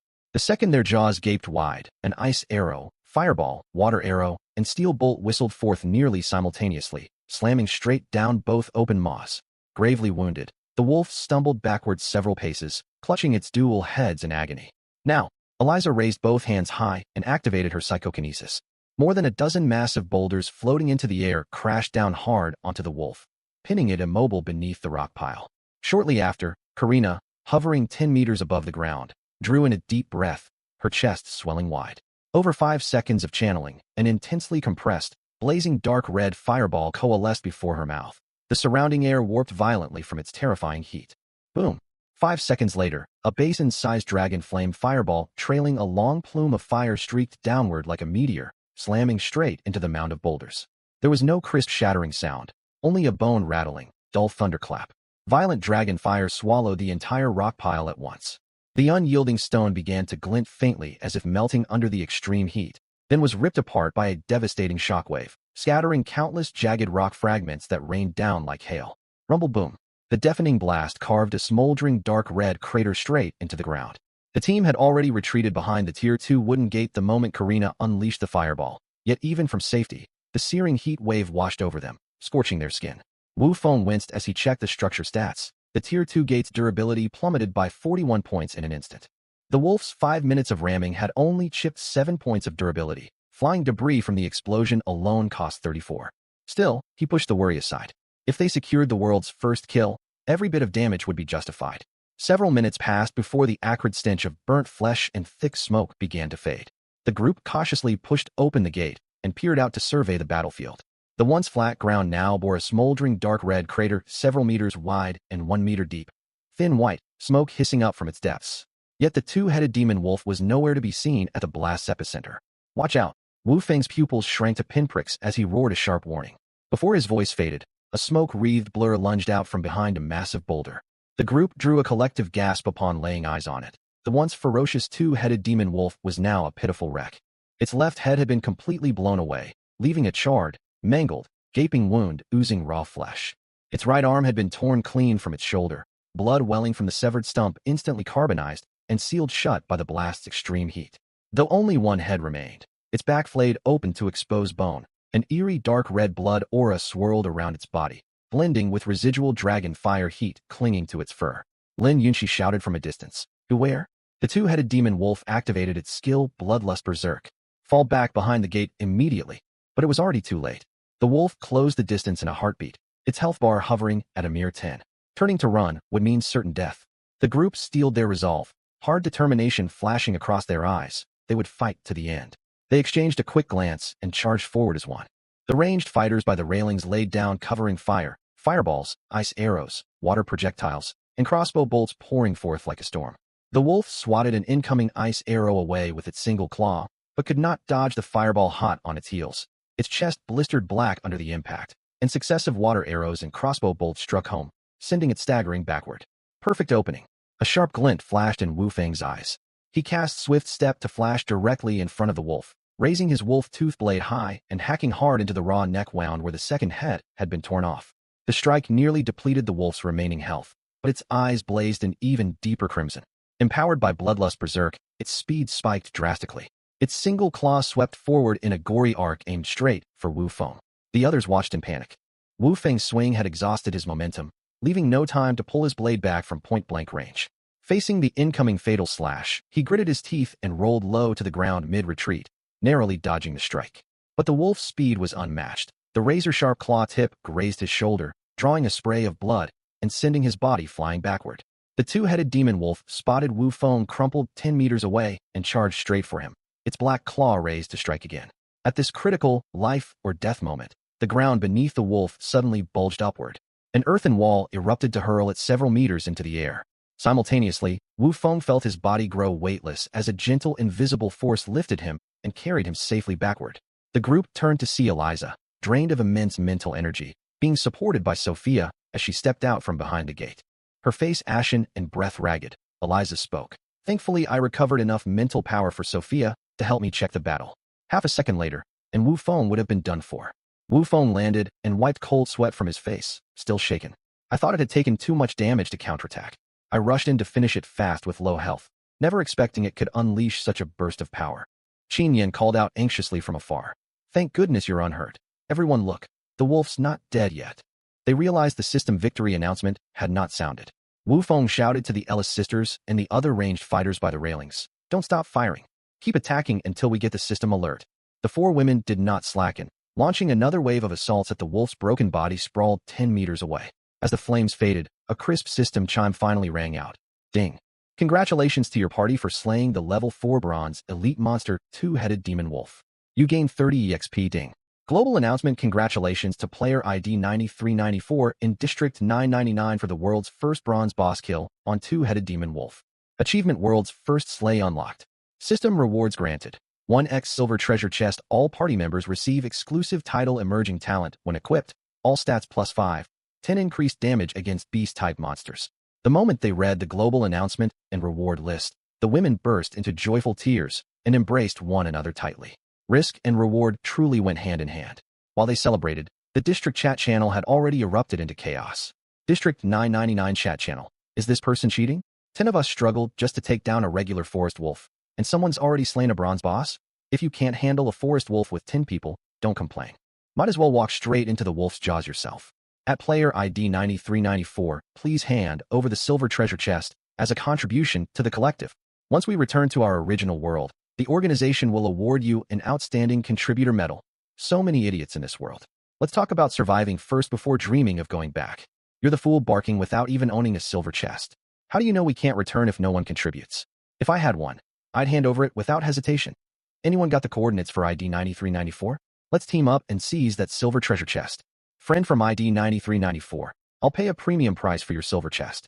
Add me as a friend to negotiate details if you see this message. Mom, it's Kai Kai. Where are you? Sai. I'm here, baby. Sai, I'm here. Sai, I'm here. Ignoring the noisy chat channel, the group retreated inside the cabin, flopping down around the dining table. They bit into wild fruits and chugged water greedily to replenish the energy drained in battle. Weary to the bone, they brimmed with exhilaration over their massive haul. Freshly healed by Isabel's restoration spell, Wu Feng chewed a wild fruit shaped like an apple but tasting of pomelo, glancing at the system clock, 21:38. It's getting late. He slapped his thigh, resolving to split the loot immediately before assigning night watch shifts. Thinking of the silver treasure chest resting quietly in his inventory, his heart thumped wildly with excitement. Wu Feng stood from his chair and clapped his hands to gather attention. It's well past nightfall, and we still need to assign sentry duty. Gather in the center, and we'll divide tonight's spoils. The women rose and crowded into the middle of the cabin, eyes sparkling with anticipation. Wu Feng summoned the 3 items dropped by the 2-headed demon wolf and laid them out on the floor. Item name: Bloodthirst Wolf Blade Silver Tier Note. Exclusive drop from the world's first kill, will not drop from subsequent defeats. Equipment slot: Weapon level requirement: 5 stats, Strength plus 12, Agility plus 4 special effect, 5 chance to restore 2 HP on hit. Item name: Tough Wolfskin Trousers Bronze Tier Equipment slot. Lower body level requirement: 5 stats, Agility plus 6, Strength plus 3. Item name: Demon Wolf Helmet Bronze Tier Equipment slot. Head level requirement: 5 stats, Strength plus 4, Vitality plus 5. Every gaze locked onto the faintly cold, glinting silver tier weapon, the Bloodthirst Wolf Blade. For physical damage dealers like Wu Feng, Kyoko Kitagawa, and Karina, the blade was impossible to look away from, drawing them like a magnet. Stat-wise, it suited explosive damage dealer Karina or fast attack specialist Kyoko Kitagawa best. But the 2 women exchanged a glance, recalling how Wu Feng had risked his life for the party, nearly dying alongside the wolf to secure their first kill. They both silently chose to pass the blade to him. Give this sword to Wu Feng, Karina spoke first. If he hadn't held the line under pressure, we never would have pulled off this world-first kill. Kyoko Kitagawa nodded in full agreement. With the 2 main contenders stepping aside, no one else raised objections. Distributing the remaining gear went smoothly.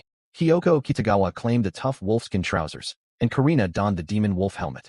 Though younger sister Kyoko Kitagawa could also wear the trousers, she graciously yielded them to her elder sister. Wu Feng gripped the one-of-a-kind silver tier weapon in his hand, feeling the cool hilt beneath his palms, warmth swelling in his chest. Once all equipment was allocated, he took a deep breath and pulled out the silver treasure chest rewarded by the global announcement. Silvery light shimmered mysteriously across the chest beneath the cabin lamps, capturing every woman's gaze. Wu Feng wasted no time building suspense and rested his palm on the chest lid. Unlocking silver treasure chest, progress, 1, 10, 15, estimated remaining time, 20 seconds. Warning, unlocking progress will be interrupted if attacked during the process. Ensure the surrounding area is secure. When the progress bar filled completely, the chest lid popped open with a soft click, and soft silver radiance flooded the entire wooden cabin. Ding! You have opened the silver treasure chest. Obtained 1x Crescent Moon Staff Silver Tier, 1x Silver Bracelet Silver Tier, 1x Sturdy Stone Wall Blueprint Bronze Tier, 20x Packaged Chicken 5 kilograms each, 1x Water Storage Gourd Special Item.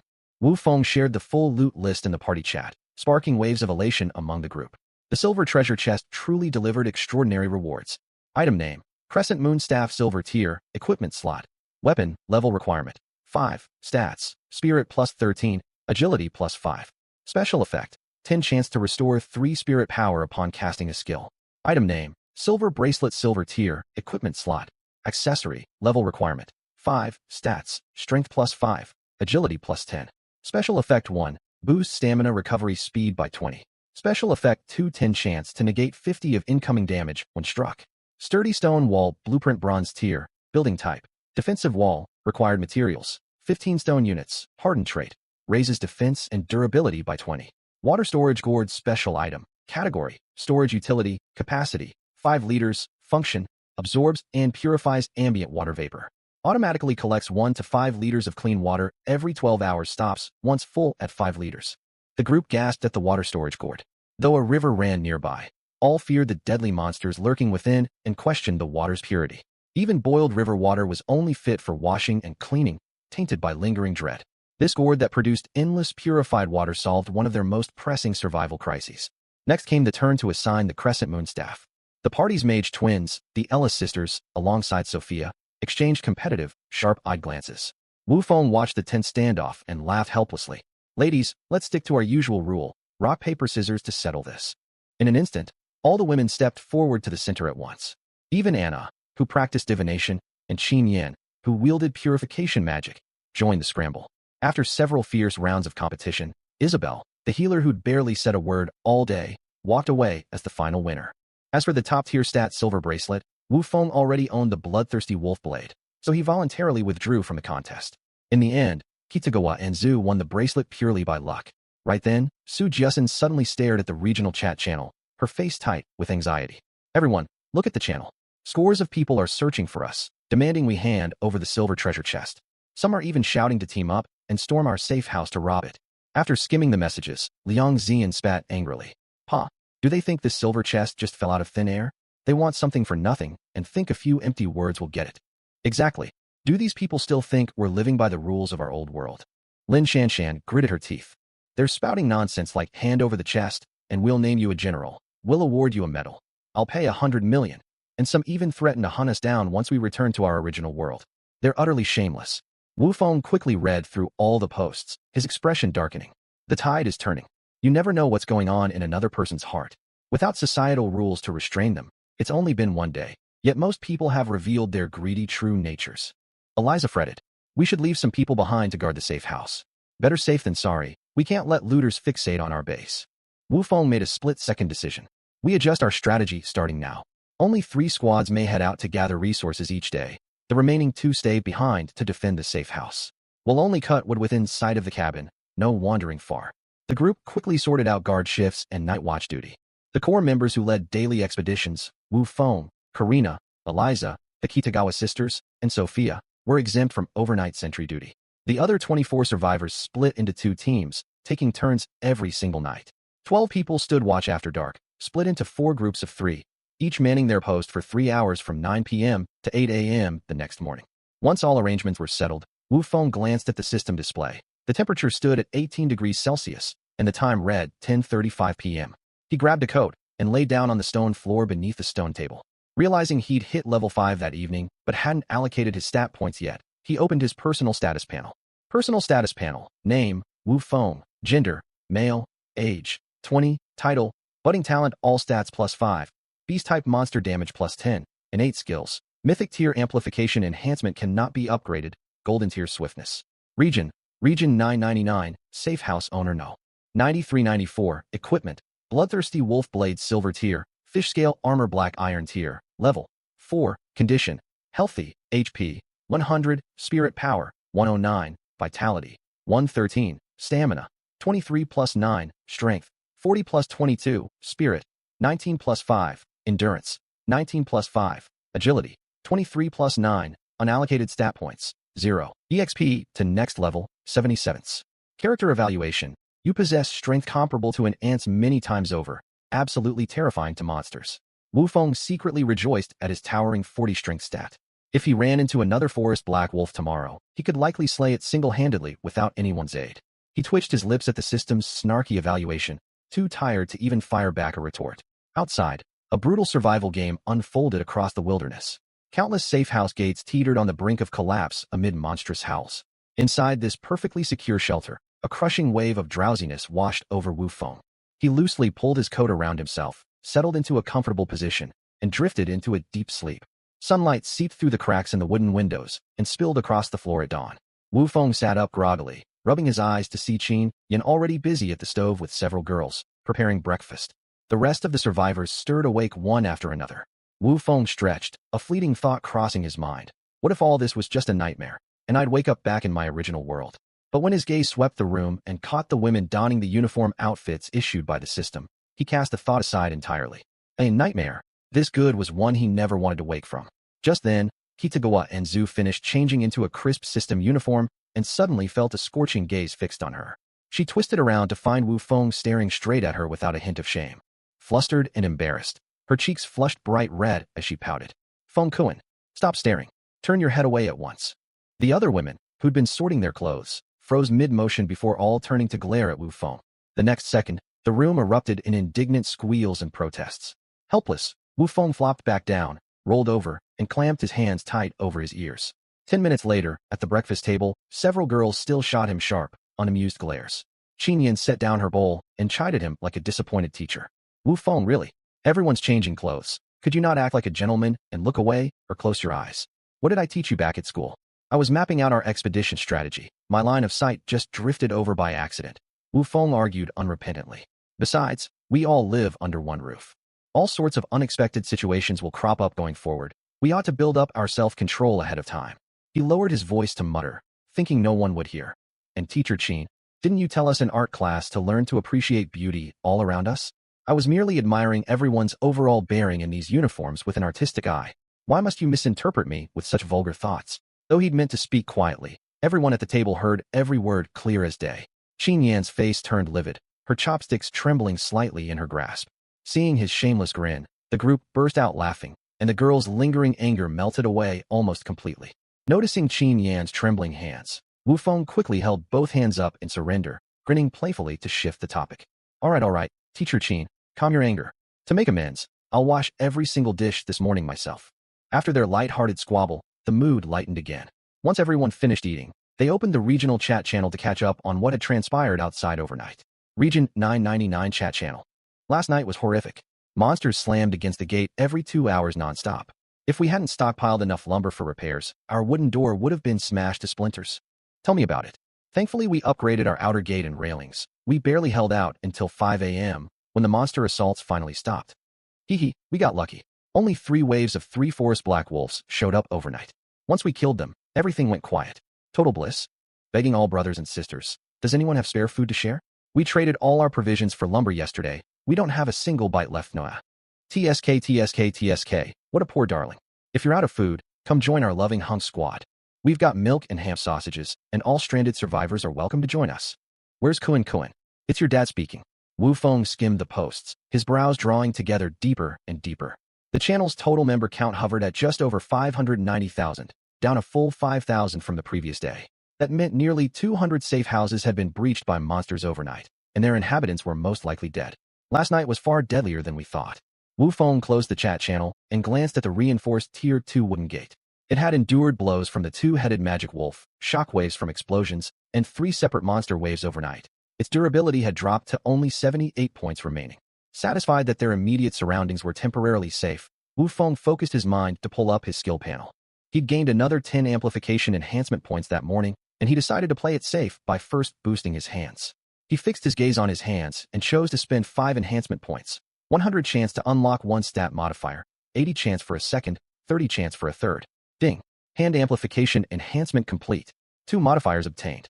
1. Grip of strength, plus 1 strength per level up. 2. Golden tier skill, Gale Slash.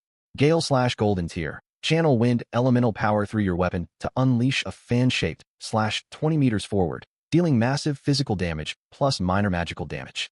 Cost, 10 spirit power, 10 vitality. Channel time, 5 seconds. Cooldown, 2 minutes. Wu Feng nodded contentedly at his new modifiers and skill. Grip of Strength was a scaling modifier with immense late-game potential, while Gale Slash perfectly filled his lack of long-distance offensive options. 5 enhancement points still remained. Hoping to get lucky, he spent 3 to amplify his torso for a body modifier. Unluckily, even luck itself abandoned him, and he only unlocked 1 modifier. Physique frame plus 1 stamina per level up. Wu Feng nearly cried in frustration. Give my points back. I'm done gambling. Once he calmed down, he turned to Anna, who was still scrolling the regional chat. Anna, could you cast divination to predict our fortunes today and tell us which direction we should head? Anna nodded and activated her divination skill. Moments later, she sent the prophecy results to their team channel. Prophecy result. Minor ominous sign. 1.2 kilometers north-south of the cabin sits a small pond. Beneath the roots of an old locust tree beside the pond lies a black iron treasure chest. Warning, beware the poison purple frogmen lurking within the pond. Note, avoid minor nuisances along the path. Prophecy result. Minor auspicious sign. 900 meters northwest of the cabin, at the foot of a small hillside, lies a cave holding a black iron treasure chest. Warning: a giant red bear king and 2 regular red bears are resting near the chest. Note: avoid minor nuisances along the path. After reading the 2 predictions, Wu Feng made a quick decision. Eliza, you lead the squad to location 2, Wu Feng said, pointing at the system map. The giant red bear king is powerful, but the prophecy states they're likely asleep. If we move cautiously, we can grab the chest without fighting. Take Kitagawa Kyoko, Charlotte, Sophia, Amelia, and Anna as backup just in case. Understood, Eliza nodded. I'll head to location 1, Wu Feng said gravely. The poison purple frogmen carry lethal venom, so we'll bring Teacher Qin with her purification magic. Lin Yunxi, Ella and Mira, and Isabel, you're coming with me. What about me? Karina asked, eager to join the expedition. You lead a squad to gather stone near the safe house, Wu Feng assigned. We need materials to build our stone walls today. Lilia, Han Xian, Liang Zian, Victoria, and Kitagawa-Anzu. 6 of you total, stick close and don't wander far. The rest of you stay near the cabin to cut lumber and stay vigilant. Send word back to the cabin and alert Karina at once if anything happens. Assign 1 person to monitor the trading post. Buy cheap, practical supplies when you spot them, and bring any tough calls to the team channel to discuss. Wu Feng instructed before they set off. The group quickly restocked water and food in their backpacks and equipped their weapons. The wooden gate creaked open slowly, and the 3 squads filed out one after another into the misty dawn forest. A crisp chill hung over the misty morning forest, and the thick layer of fallen leaves crunched softly beneath their boots. Wu Feng walked at the front to clear the path, with Qin Yin, Lin Yunxi, Ella, Mira, and Isabel trailing behind him. Keep your voices down and watch your footing, Wu Feng warned in a low voice. When the team reached a thicket roughly 500 meters from the safe house, Wu Feng suddenly halted and held up a hand to signal everyone to stop. He'd caught faint rustling in the bushes ahead, along with the familiar rank stench of wild beasts. Roar, a deep rumble echoed out, and 3 dark shapes burst from the underbrush to block their path. 3 forest black wolves. The wolves spread into a triangular formation, rumbling threateningly in their throats as blood-red eyes locked onto the 6 humans before them. Forest black wolves. Qin Yin gasped instinctively from behind him. Ella and Mira instantly slipped into combat stances. Faint flames flickered across Ella's palms, while frost gathered at Myra's fingertips. Wu Feng glanced at the scan data Lin Yunxi posted to the team channel. The 2 outer wolves were level 4, and the larger one in the center was actually level 5. Still, he was confident he could handle all 3 alone. Stay calm. This is just a small nuisance. Wu Feng's expression remained calm, a faint, eager grin tugging at his lips. He turned to the women behind him. Step back and hold your ground. I'll test out my new skill on them. Though worried, the women retreated behind him as told. Lin Yunxi watched Wu Feng nervously, while Ella and Mira flanked either side, channeling magic energy non-stop, ready to unleash spells to back him up at any moment. Wu Feng stepped forward alone, facing down the 3 snarling wolves. Seeing Wu Feng approach unaccompanied and detect no aura that frightened them, the wolves flew into a violent rage. They exchanged a quick glance as if reaching an unspoken agreement, pushed off their hind legs, and pounced toward Wu Feng in a coordinated triangular assault. Perfect timing. Instead of retreating, Wu Feng advanced forward, drawing a deep breath as wind elemental energy swarmed wildly toward the blade in his hand. Skill activated, Gale Slash. In an instant, the surrounding air seemed to drain of wind entirely as invisible gusts surged to converge on Wu Feng's weapon. Howling winds whipped his coat hem wildly, cutting through the air with shrill whistles. The 3 wolves were less than 5 meters away. Their razor-sharp claws would strike Wu Feng in mere seconds. At this critical juncture, Wu Feng swung the bloodthirsty wolf blade hard, unleashing the 5 full seconds of channeled wind power in a single explosive burst. Whoosh! A visible fan-shaped cyan wind blade swept low across the ground with terrifying tearing force. Every bush in its path was sliced clean in half, and a shallow trench was carved into the earth beneath it. The massive fan-shaped slash crashed into the 3 wolves, cutting through them as effortlessly as a blade through tofu. The wolves' mid-leap bodies stiffened abruptly before crashing heavily to the ground. System notification: congratulations. Your party has slain a level 4 forest black wolf. EXP +2. System notification: congratulations. Your party has slain a level 4 forest black wolf. EXP +2. System notification: congratulations. Your party has slain a level 5 forest black wolf. EXP +4.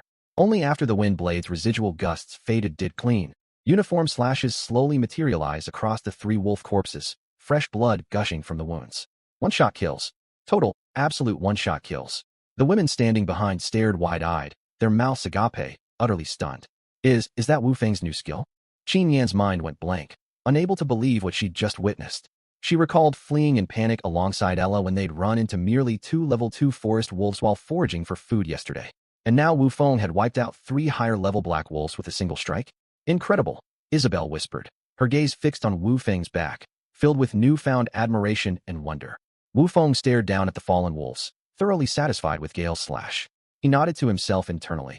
Though it requires a 5-second channel time, its 20-meter attack range and over 4-meter-wide fan damage area make it perfect for clearing packs of monsters. He turned back to the still shocked women, clapping his hands lightly with an easy smile. Threat neutralized. Stop zoning out and help me harvest the corpses. We still need to hurry to the pond. White glowing orbs appeared above each wolf's body, and Wu Feng stepped forward to grab one. Ding! You have obtained wolf leather boots black iron tier. The boots granted +2 agility. Wu Feng had lacked footwear equipment, so he equipped them immediately, his stat panel instantly gaining 2 extra agility points. Wu Feng's voice pulled the women out of their daze. Qin Yan shot him an amused glare and chided playfully. When did you learn such a devastating skill? You kept it hidden to scare us half to death. The group stepped forward to harvest the wolf carcasses. The tense atmosphere melted away entirely after such a one-sided victory. Their faith in Wu Feng soared, and they marched onward with much lighter steps. Meanwhile, on the opposite side of the forest, Eliza's second squad was trekking toward the cave to the northwest. The party, consisting of Kitagawa Kyoko, Charlotte, Sophia, and Anna, had already run into minor troubles along the way. Watch out. A pack of level 3 red-faced gray monkeys. Sophia's warning rang out as several ferocious monkeys leaped across the treetops. Before anyone could react, the ground began to shake, and a level 6 forest two-tailed tiger charged forward with a thunderous roar. The group quickly realized the tiger had been chasing the monkey horde. Spotting the humans blocking its path, the forest two-tailed tiger halted right in front of them, baring its fangs and letting out a menacing snarl. Stay calm. Hold formation, Eliza commanded steadily. Facing the ferocious beast, she narrowed her eyes, and an invisible wave of psychic power surged outward in an instant. Skill activated. Telekinesis, snake-like vines rose up from the trees surrounding the tiger. The beast swiped left and right with its massive claws, tearing through the creeping foliage. Yet one vine still coiled tight around its hind legs. Dozens of thick forest vines then came alive, wrapping its enormous frame and pinning it firmly to the ground like a tightly bound rice dumpling. Now strike. At Eliza's order, the whole squad surged forward.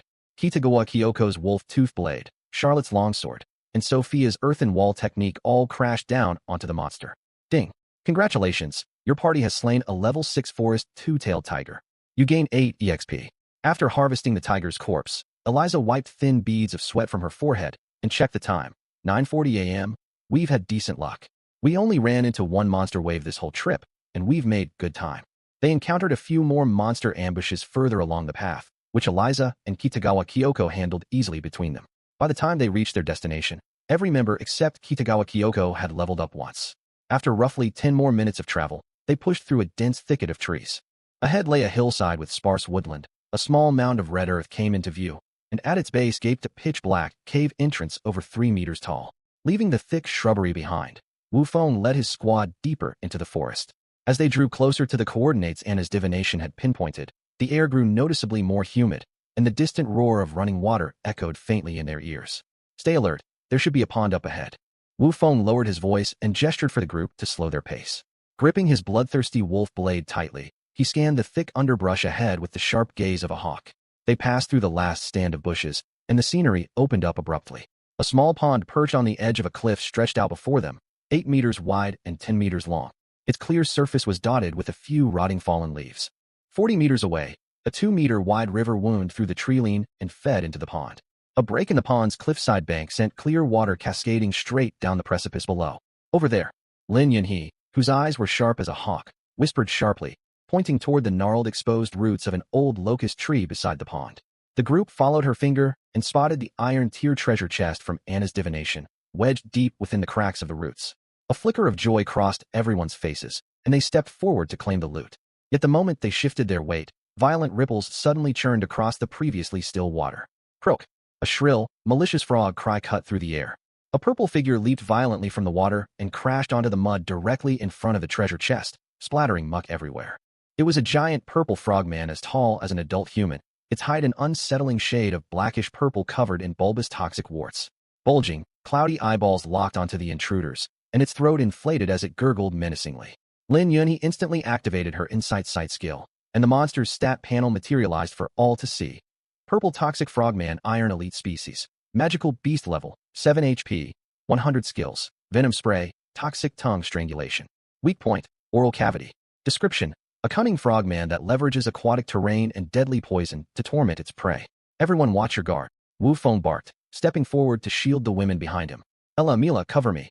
The words had barely left his mouth when red light ignited in Ella's palms, and a blazing fireball whistled forth. At the same time, Mila gathered ice elemental energy at her fingertips, loosing a razor-sharp ice arrow right after it. Twin streams of magic, one scorching hot, one bitterly cold, streaked toward the purple toxic frogman at a diagonal angle. Faced with the incoming assault, the frogman's bulging eyes narrowed sharply. Its powerful hind leg muscles tensed, and it executed an impossibly agile high leap, effortlessly dodging the crossfire of fire and ice. It had calculated the trajectory of the magic attacks perfectly, yet it had not accounted for Wu Feng's blistering speed. Mid-leap, when its momentum faded and it could not shift direction again, Wu Feng closed the distance like a cheetah. Both hands clamped tight around the bloodthirsty wolf blade, and he twisted his torso to deliver a brutal slash straight into the frogman's unprotected belly. Squelch! The sickening sound of steel tearing flesh rang out. The frogman let out a shrill scream and went flying backward, crashing heavily into the mud. This isn't over. Wu Feng pressed his advantage without pause, charging forward in hot pursuit and swinging the wolf blade once more, casting a frigid silver arc through the air. Rip! Another heavy blow landed. The frogman's HP bar plummeted by half, and thick purple toxic blood gushed from its wound. Wu Feng raised the blade for a third finishing strike, but the frogman revealed shocking cunning. Writhing through searing agony, it curled its body and rolled sideways, narrowly evading the fatal slash, then used the momentum to dive headfirst back into the pond beside it. Splash! Water exploded outward, and the frogman's form vanished into the murky depths in an instant.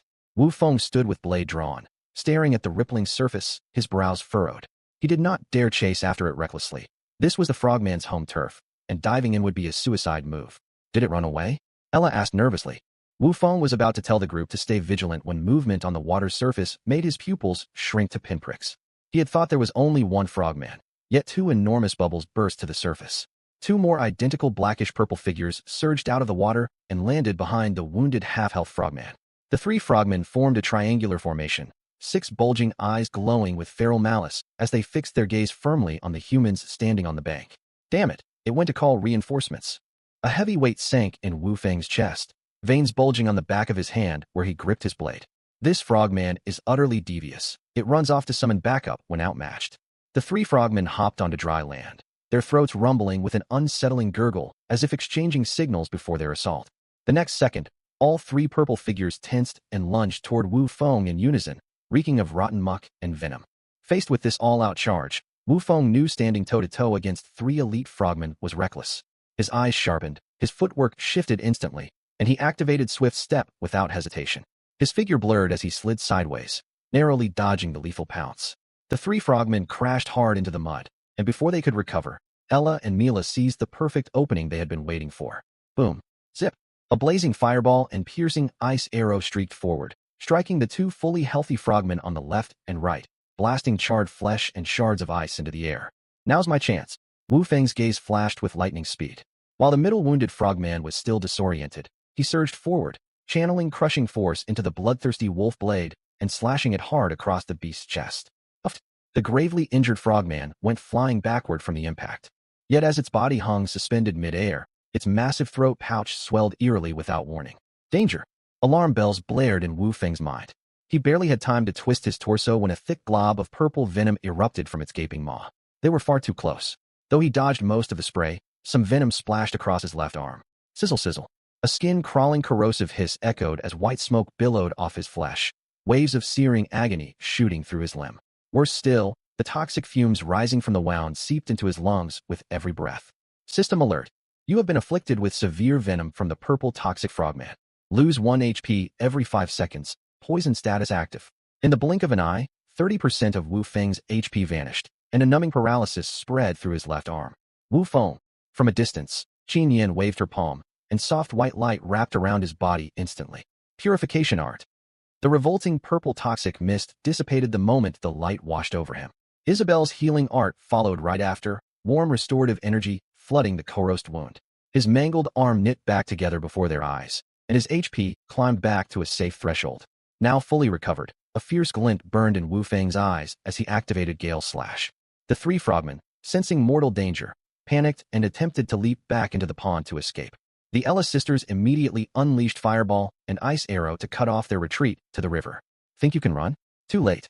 Wu Feng drew a deep breath, channeling wind elemental energy into his bloodthirsty wolf blade over 5 full seconds. He gripped the hilt with one hand and swept the blade violently toward the three beasts. Gale Slash, a fan-shaped cyan wind blade over 4 meters long, sliced through the air, silent, yet faster than lightning. The three frogmen only registered the incoming danger a split second too late. The razor gale cut clean through their bodies before they could react. Thud! The middle frogman, already below half HP, did not even have time to scream before its humanoid torso was severed at the waist, collapsing lifeless to the ground. The two frogmen on either side, sitting at roughly 75% HP, were grazed by the edge of the wind blade and crashed heavily into the mud, left barely clinging to life with mere scraps of HP remaining. Seeing the two critically wounded frogmen sprawled on the ground, the Ellis sisters shared a wordless understanding. A fireball and ice arrow launched almost simultaneously, landing the final killing blows. 2 dull thuds marked the end of the three frogmen's struggles, and 2 white light orbs rose from their corpses. Ding! Congratulations, your party has slain a level 7 Iron Elite Purple Toxic Frogman. You gain 10 EXP. Ding! Congratulations, your party has slain a level 7 Iron Elite Purple Toxic Frogman. You gain 10 EXP. Ding! Congratulations, your party has slain a level 7 Iron Elite Purple Toxic Frogman. You gain 10 EXP. All the women leveled up at once, their statuses fully restored by the level up refresh. Wu Feng trudged over to a patch of grass and sat down, exhausted. Go harvest the frogman corpses and open the treasure chest. I'll rest here a moment. At his instruction, Qin Yin and the others set about harvesting the beast carcasses, while the Ellis sisters Pride opened the treasure chest. Everyone uploaded their spoils to the team chat afterward. Wu Feng checked the 2 light orbs dropped by the frogmen, an Iron Tier Purple Frog Tunic plus 5 Strength, level 5, and an Iron Tier Purple Frog Trousers plus 5 Agility, level 5. The loot from the white treasure chest the Ellis sisters unlocked was rather mediocre. 10 bottles of 2-liter Frog's Spring Mineral Water, 5 packs of spicy sour water spinach stems, 3 kilograms per pack, and 1 Iron Tier Necklace plus 5 Spirit, level 5. While resting, Wu Feng checked in on the progress of the other squads. The logging team was moving slowly, only having felled 4 units of lumber so far. Karina's resource team was faring better, with 5 units of stone and a haul of wild berries collected. The safe house remained quiet and secure for the time being. When he messaged Eliza for an update, she hesitated and mumbled that everything was fine. Wu Feng found this odd. He had not known her long, but she was never one to ramble or beat around the bush. He messaged Kitagawa Kyoko next, only to receive the same evasive reply. It was not until Anna uploaded an ultra-clear photo to the team chat that Wu Feng spat out the water he had just drunk in shock. The image showed a massive, obese red fur bear king pinned beneath a smaller red fur bear, with a third bear stacked on top of the pair behind them. Wu Feng thought to himself, are they playing some train line stacking game? Here was what had happened. Eliza's squad had reached the dark cave at the foot of the Red Earth Mount. After discussing a cautious advance, they ventured roughly 5 meters inside and spotted glowing stones lining the walls lighting the cavern. They quickened their pace and rounded a bend to find an Iron Tier treasure chest. Daring not to act rashly, opening the chest would create a deafening racket in the silent cave. They first scouted the Red Fur Bear King's territory. Following the path lit by the glowing stones a few meters deeper, they spotted a 4 by 4 meter side cavern set into the left wall. Shining the glowstone's light inside revealed a sight Eliza and her squad would never forget. That was why, when Wu Feng messaged Eliza and Kitagawa Kyoko for a status report, neither could find the words to describe what they had seen and could only stammer that all was well. Seeing their awkward silence, Anna played a mischievous prank, pulled up the system camera, snapped the high-definition photo, and uploaded it straight to the team channel. Eliza and the rest of the women quickly hurried back to open the treasure chest and fled the bizarre cavern without delay, while the 3 bears never stirred an inch from their cozy nest. Qin Yin and the others saw Wu Feng spit out water and feared the frog venom had not fully cleared his system. They rushed over with concern. Wu Feng, are you alright? Is something hurting you? Infected by Eliza and Kyoko's flustered awkwardness, Wu Feng also mumbled hesitantly, only saying faintly, don't look at the team chat. Yet women's curiosity is as fierce as a cat's, telling them not to look only stoked their intrigue. After opening the photo, all 5 women froze on the spot, unable to shake the bizarre image from their minds. Regaining their senses, the group followed Wu Feng to the cliff edge, hoping the howling mountain wind would blow the unforgettable, absurd scene from their heads. But when they leaned over the precipice to look down, their recently calmed minds were struck speechless all over again by the grand vista laid out before them. 1,000-meter-wide mighty river stretched across the land 100 meters below the cliff, its source unknown, raging with thunderous rapids. On the opposite bank lay an endless wild plain, a primordial, lawless arena of beasts. Herds of one-eyed, three-horned cattle grazed on tender grass. Bipedal blue-furred sheepfolk clutched bone clubs, foraging while staying vigilant of their surroundings. Hyenas with fleshy wings sprouting from their backs darted through the tall grass hunting prey. At the far edge of the plain rose an unbroken expanse of ancient forest. Just how vast is the map of this world? Qin Yin murmured, stunned silent by the sprawling, complete ecosystem spread out before her. At that moment, Isabel gasped sharply, her trembling finger shooting out to point dead center of the river. What is that? All eyes locked on to where her finger pointed, and every heart skipped a beat. The previously churning river surface turned eerily calm, then a terrifying shadow over 20 meters long slowly surfaced. The colossal beast bore a crocodile-like head, its entire body sheathed in pitch-black scales as hard as steel that glinted coldly under sunlight. Only a portion of its back had emerged above water, yet it loomed like a drifting island, its massive frame displacing waves that pushed the surrounding current far aside. Gulp! Someone swallowed hard, the sound echoing unnaturally loud in the dead silence. A primal shudder swept over every person's body, every hair standing on end. The oppressive aura emanating from the Leviathan dwarfed that of the purple toxic frogman they had fought earlier, even surpassing the unforgettable red fur bear king back in the cave. Leave. Hurry away. Wu Feng reacted fastest, barking a low urgent order. Shaken from their stupor, terrified of rousing the river giant with any sudden movement, the women retreated backward from the cliff edge with pale faces, stepping lightly, yet moving as quickly as they could. Only once they had put a safe distance between themselves and the precipice did they dare draw deep, gasping breaths. Wu Feng leaned against a tree trunk, his heart still hammering violently in his chest. He forced a bitter smile at the group, all of them wide-eyed and trembling from shock. It seems this world is far more dangerous than any of us imagined. The fleeting glimpse of that colossal river monster hung heavy over everyone's hearts, a mountain-sized weight pressing down on their minds. Wu Feng glanced at the time, 11:15. He decided to head back to the cabin, first to help with logging. Their progress today was far faster than on the first day, so they needed to strike while the iron was hot and stock up on resources. On the way back, several reckless forest black wolves tried to block their path, yet they didn't even graze the hem of Wu Feng's clothes before being instantly slain with a single slash of his bloodthirsty wolf blade. Just as Wu Feng prepared to press on, an odd meow echoed from deep in the dense woods 100 meters to his left. The group instantly went on high alert, lightening their footsteps as they crept closer. Peering through gaps in the shrubbery, the sight before them stole everyone's breath. 5 cat demons standing upright, each roughly 1 meter tall, circling a bronze treasure chest glowing with faint dim radiance. Wu Feng's sharp eyes locked onto a white cat demon perched directly atop the chest at once. Yunqi, scan them. Lin Yunqi immediately activated her skill Inside Eyes. A few seconds later, detailed stats for the monsters synced to the team chat. Holy Light Cat Demon Iron Black Elite Species. Beast level, 8 HP, 100 skills. Furious combo, heal weak points. Abdomen, back description. Heal skill, meow meow meow. The 4 surrounding guardians were level 7 jungle cat demons. Their heal ability replaced with the far more aggressive leaping assault. The allure of the bronze treasure chest was undeniable, yet the monster formation was troublesome. 5 cat demons, including an elite capable of both healing and attacking, made for overwhelming numbers.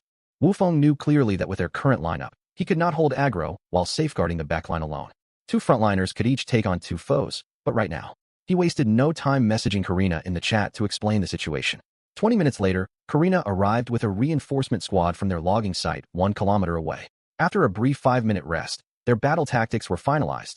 Wu Feng and Karina would act as dual frontliners, each drawing 2 jungle cat demons. Liang Xian, Atsuko Kitagawa, and the Ella sisters formed the backline damage group, focusing all firepower on the targets Wu Feng held. Isabel took sole responsibility for healing, while Han Xian and the rest kept watch over the perimeter to guard against unexpected ambushes. Move out. At his command, the backline led by Liang Xian struck first. Streaks of skill light sliced through the air, slamming accurately into 1 jungle cat demon on the left. A string of damage figures floated above its head in an instant, its health plummeting by 35. The second the jungle cat demon crumpled, the grass erupted into motion. Wu Feng and Karina pounced out from either flank like cheetahs. Before Wu Feng even steadied his footing, he cast swiftness. His long blade whipped forward with a howl of wind, delivering a crushing heavy slash at the wounded cat demon. But disaster struck without warning. The moment his blade was about to land, another nearby jungle cat demon pushed off the ground and lunged forward like a cannonball, leaping assault. To avoid being knocked airborne and breaking his attack rhythm, Wu Feng was forced to abort his strike and retreat. In that split second of evasion, a thick surge of vivid green light washed over the wounded jungle cat demon on the ground. Its health bar ticked upward visibly to the naked eye, the 35 lost HP restored to full in the blink of an eye. Wu Feng snapped his gaze upward and spotted the holy light cat demon atop the chest, claws raised high with an earnest look on its feline face. That critical heal had come straight from it. Damn it, it's healing them. Wu Feng cursed under his grip, tightening his hold on his blade. We need to burst down the jungle cat demons, all at once. Glancing sideways out of the corner of his eye, he saw Karina slashing one jungle cat demon viciously with Dragon Claw Strike. Yet the familiar green glow flared again the next second, fully restoring the monster's health without a scratch left. This holy light cat demon's heal has such a short cooldown. A chill ran down Wu Feng's spine, yet he spotted a critical weakness. Though the elite's heal cooldown was minimal, it could only lock onto a single target and could not perform group restoration. The instant Wu Feng's attention wandered to observe it, another jungle cat demon circling beside him erupted into a lightning-fast charge. By the time Wu Feng snapped back to reality, the stench of beast breath washed over him. There was no way to dodge. All or nothing. A ferocious glint flashed in Wu Feng's eyes. Instead of evading, he chose to trade wounds for wounds. His bloodthirsty wolf blade glinted with blood-red cold light, sweeping horizontally toward the charging cat demon's neck in a brutal slash. Slish! Sharp claws raked hard against Wu Feng's fish-scale armor, sending sparks flying. The jungle cat demon unleashed furious combo, 3 deep gashes torn into the plate in the blink of an eye. The moment the third claw strike landed, Wu Feng's wolf blade sliced cleanly across, the sharp edge piercing the demon's carotid artery. The tremendous impact sent the cat demon flying horizontally, crashing heavily onto the earth. Meanwhile, another demon rushing to fill its position was staggered and knocked away by precisely aimed water arrow and crossbow bolts from the backline. Now's our chance. Wu Feng seized the fleeting opening. Wind element energy surged wildly inside him as he roared. Karina, draw them over. Group them up. Karina caught his meaning at once, deliberately exposing an opening. The jungle cat demons immediately swiveled to target her. However, the holy light cat demon perched on the chest sensed mortal danger and let out a shrill, urgent screech. The 4 jungle cat demons charging Karina abruptly altered course, veering around her. 4 black silhouettes fanned out to pounce simultaneously at Wu Feng, who was channeling a powerful skill. By this point, Wu Feng had condensed wind element power to its peak. He watched the 4 monsters barreling toward him and curled a cold smirk onto his lips, shouting loudly, "Karina, get clear." Karina spread her wings and shot upward into the air. The 4 jungle cat demons leaped mid-air at the exact same moment, unleashing leaping assault straight for Wu Feng. Gill slash.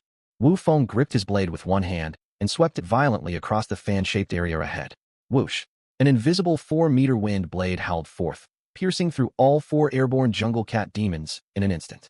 Its residual momentum carried onward, slamming into the holy light cat demon standing atop the chest. Boom, boom, boom, boom.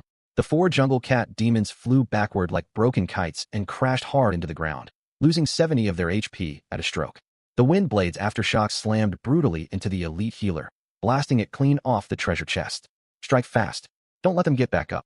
The 4 backline mages led by Liang Xian had long finished channeling their spells.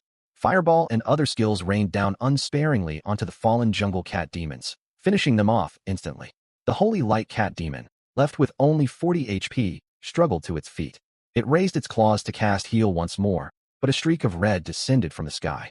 Trying to heal? You'll have to get past me first. Karina slammed a diving dragon claw strike hard into the elite's skull, the massive impact sending it flying again. Before the monster could hit the ground, a storm of fireballs, ice arrows, and water arrows engulfed it completely. Amid a string of shrill wails, the holy light cat demon's health bar emptied entirely, dissolving into experience points for the whole party. As the elite's final mournful cry faded into the air, system chimes rang non-stop beside Wu Feng's ears. Ding! Congratulations! Your party has slain the level 8 elite holy light cat demon.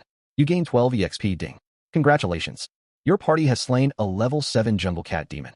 You gain 8 EXP. A flood of experience notifications scrolled across their screens. Once the alerts ended, every member leveled up.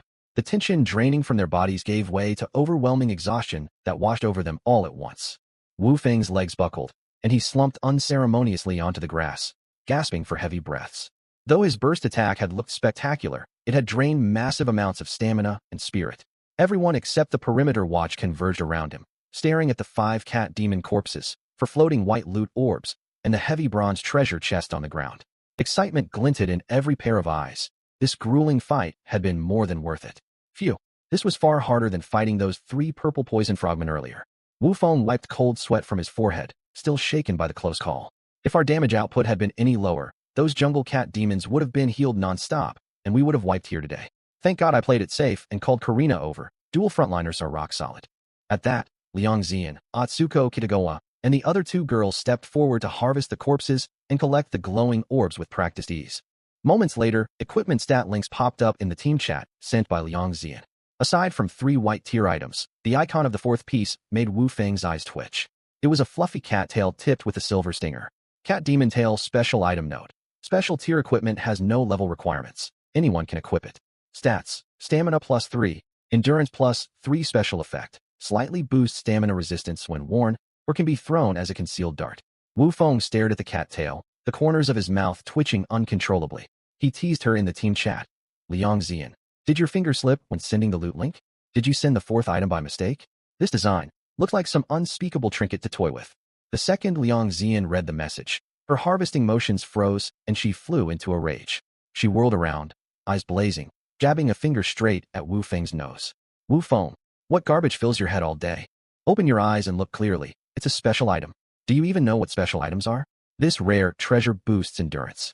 I think those cat scratches addled your brain. Do you want a taste of my water arrow? Watching Liang Xian ready to charge over and fight him, Wu Feng relented. Fine, we'll split it as we're loot back at the cabin. Wu Feng held off opening the chest to inspect the 3 newly dropped iron black pieces of gear first. Cat Claw Bracelet Iron Black Slot. Wrist Accessory Level Requirement. 5 stats. Strength +5 Jungle Leather Armor Iron Black Slot. Torso Level Requirement. 5 stats. Agility +5 Cat Demon Longsword Iron Black Slot. Weapon Level Requirement. 6 stats. Strength +6. After tallying all spoils, the group quickly cleared the battlefield and gathered around the bronze treasure chest. Wu Feng drew a deep breath and pressed his palm against the lid. Opening bronze treasure chest progress. 1, 15, 20 estimated time remaining, 15 seconds. Warning, the opening process will be interrupted if you take damage. Ensure the surrounding area is secure. A soft click echoed as the lid flew open, followed by the crisp system announcement chime. Ding! You have opened a bronze treasure chest. Obtained. Bronze hunting bow bronze ×1 obtained. Arrow tower blueprint bronze ×1 obtained. 19L frog wheat barreled water ×10 obtained. Tactical binoculars ×1. Wu Feng immediately shared the haul to the team chat. The group's cheers nearly shook the treetops. The 10-19-liter water barrels were a lifesaver. Though they had water storage gourds back at the cabin, the sweltering forest drained their supplies far too fast. With nearly 200 liters of fresh water stockpiled, their survival pressure eased drastically. Wu Feng's gaze drifted over the other new items. Bronze hunting bow bronze slot. Weapon level requirement. 5 stats. Strength +6. Agility +3 arrow tower blueprint bronze building type. Defense tower required materials. Lumber ×10. Beast tendon ×5 special effect. Rapid fire. Attack speed increased by 20. Tactical binoculars special effect. Night vision. Nighttime visibility equal to daylight. Drastically boosts long-distance observation range. Every face lit up the second they saw the arrow tower blueprint. The constant crash of monsters slamming against the cabin doors through last night had been a nightmare, leaving barely anyone able to sleep. With this defensive tower, their nighttime safety would be fully guaranteed from now on. Give this bronze hunting bow to Atsuko. Wu Feng made an instant decision, passing the bronze glinting longbow to Atsuko Kitagawa. As the only archer with long-term practice in the squad, she could unlock its full potential. After discussion, her original basic crossbow went to Han Xiaoyan, who had shooting experience, filling her empty weapon slot. Once gear was distributed, the group rested for 10 minutes on site, chugging water to restore stamina. After the short break, they sat together to plan their next move, unanimously agreeing to head to the riverside where the unicorn merlion had been spotted to grind levels. They also planned to ask Su Jessen to craft large wooden barrels via player trade to fill all their cabin water containers. Victoria had learned the water storage vessel blueprint that morning. It could hold 2,000 liters, and the cabin consumed massive volumes of water for washing and cooking. Note: personal trades work freely within the same zone. Cross-zone trades are unavailable. Only the public trading post supports cross-region exchange. Wu Feng and Karina led the group front and rear as they crept carefully toward the river. Over 20 unicorn merlions swam beneath the clear surface. Ellis sisters, pull aggro from afar, Wu Feng ordered in a low voice. The Ellis sisters understood instantly. Ice arrow and fireball streaked through the air, striking 2 riverside unicorn merlions cleanly. The wounded monsters roared and charged onto land, walking straight into the group's encirclement. Focus fire brought them down in merely 60 seconds. They repeated the tactic for roughly 20 minutes, wiping every unicorn merline from the river. 10 white loot orbs dropped throughout the grind. 8 contained food and daily supplies, while the remaining 2 were identical weapons, awarded to the Ellis sisters for their outstanding damage contribution. Sea Lion Staff Iron Black Slot. Weapon level requirement. 5 stats. Spirit +6. This way, Wu Feng's gaze sharpened, pointing to a 5-meter-tall boulder not far off. That was the lair of the Unicorn Merlion King they'd spotted guarding the bronze chest earlier. As if sensing the scent of its foes, 2 deep roars rumbled out of the pitch-black cave behind the massive rock. When it laid eyes on Wu Feng, the thief, who'd looted its treasure, fury blazed tangible in its pupils. It slammed its hind legs against the ground and unleashed its skill unicorn charge, surging forward like a heavy tank. The dozen-meter gap closed in an instant, wreaking beast wind bearing down on Wu Feng. The moment the king's lethal claws were about to tear into him, boom. A deafening crack split the air as a dark red fireball the size of a wash basin, condensed to extreme density, crashed down from the sky like a meteor, slamming dead center on the Unicorn Merlion King's crown. Roaring dragon fire erupted outward instantly. The brutal impact coupled with searing heat forced the colossal beast to its knees. Its entire body flew backward more than 3 meters, crashing heavily to carve a deep gouge into the soil. Its health bar plummeted by 45 in a flash amid the blinding flames. Even its hard ivory horn blazed red hot, sizzling with burnt smoke under the intense temperature. Strike while it's down. Before the Merlion King could recover from the blow, Wu Feng raised his long blade high overhead. Gale slash. Wind element power gathered along his blade with a shrill whistling hum. At the same time, the mages behind him unleashed a barrage of spells. Fireballs, ice arrows, and water arrows hammered the king the second it staggered back to its feet, forcing it to retreat non-stop with no opening to counterattack. Die! Wu Feng finished channeling his skill and swept his blade hard. A 4-meter cyan wind blade howled forth, slicing horizontally through the Unicorn Merlion King's body like the scythe of death. Squelch! The giant beast's torso split cleanly at the waist, and it collapsed heavily to the ground. 2 white, glowing loot orbs slowly rose above its corpse,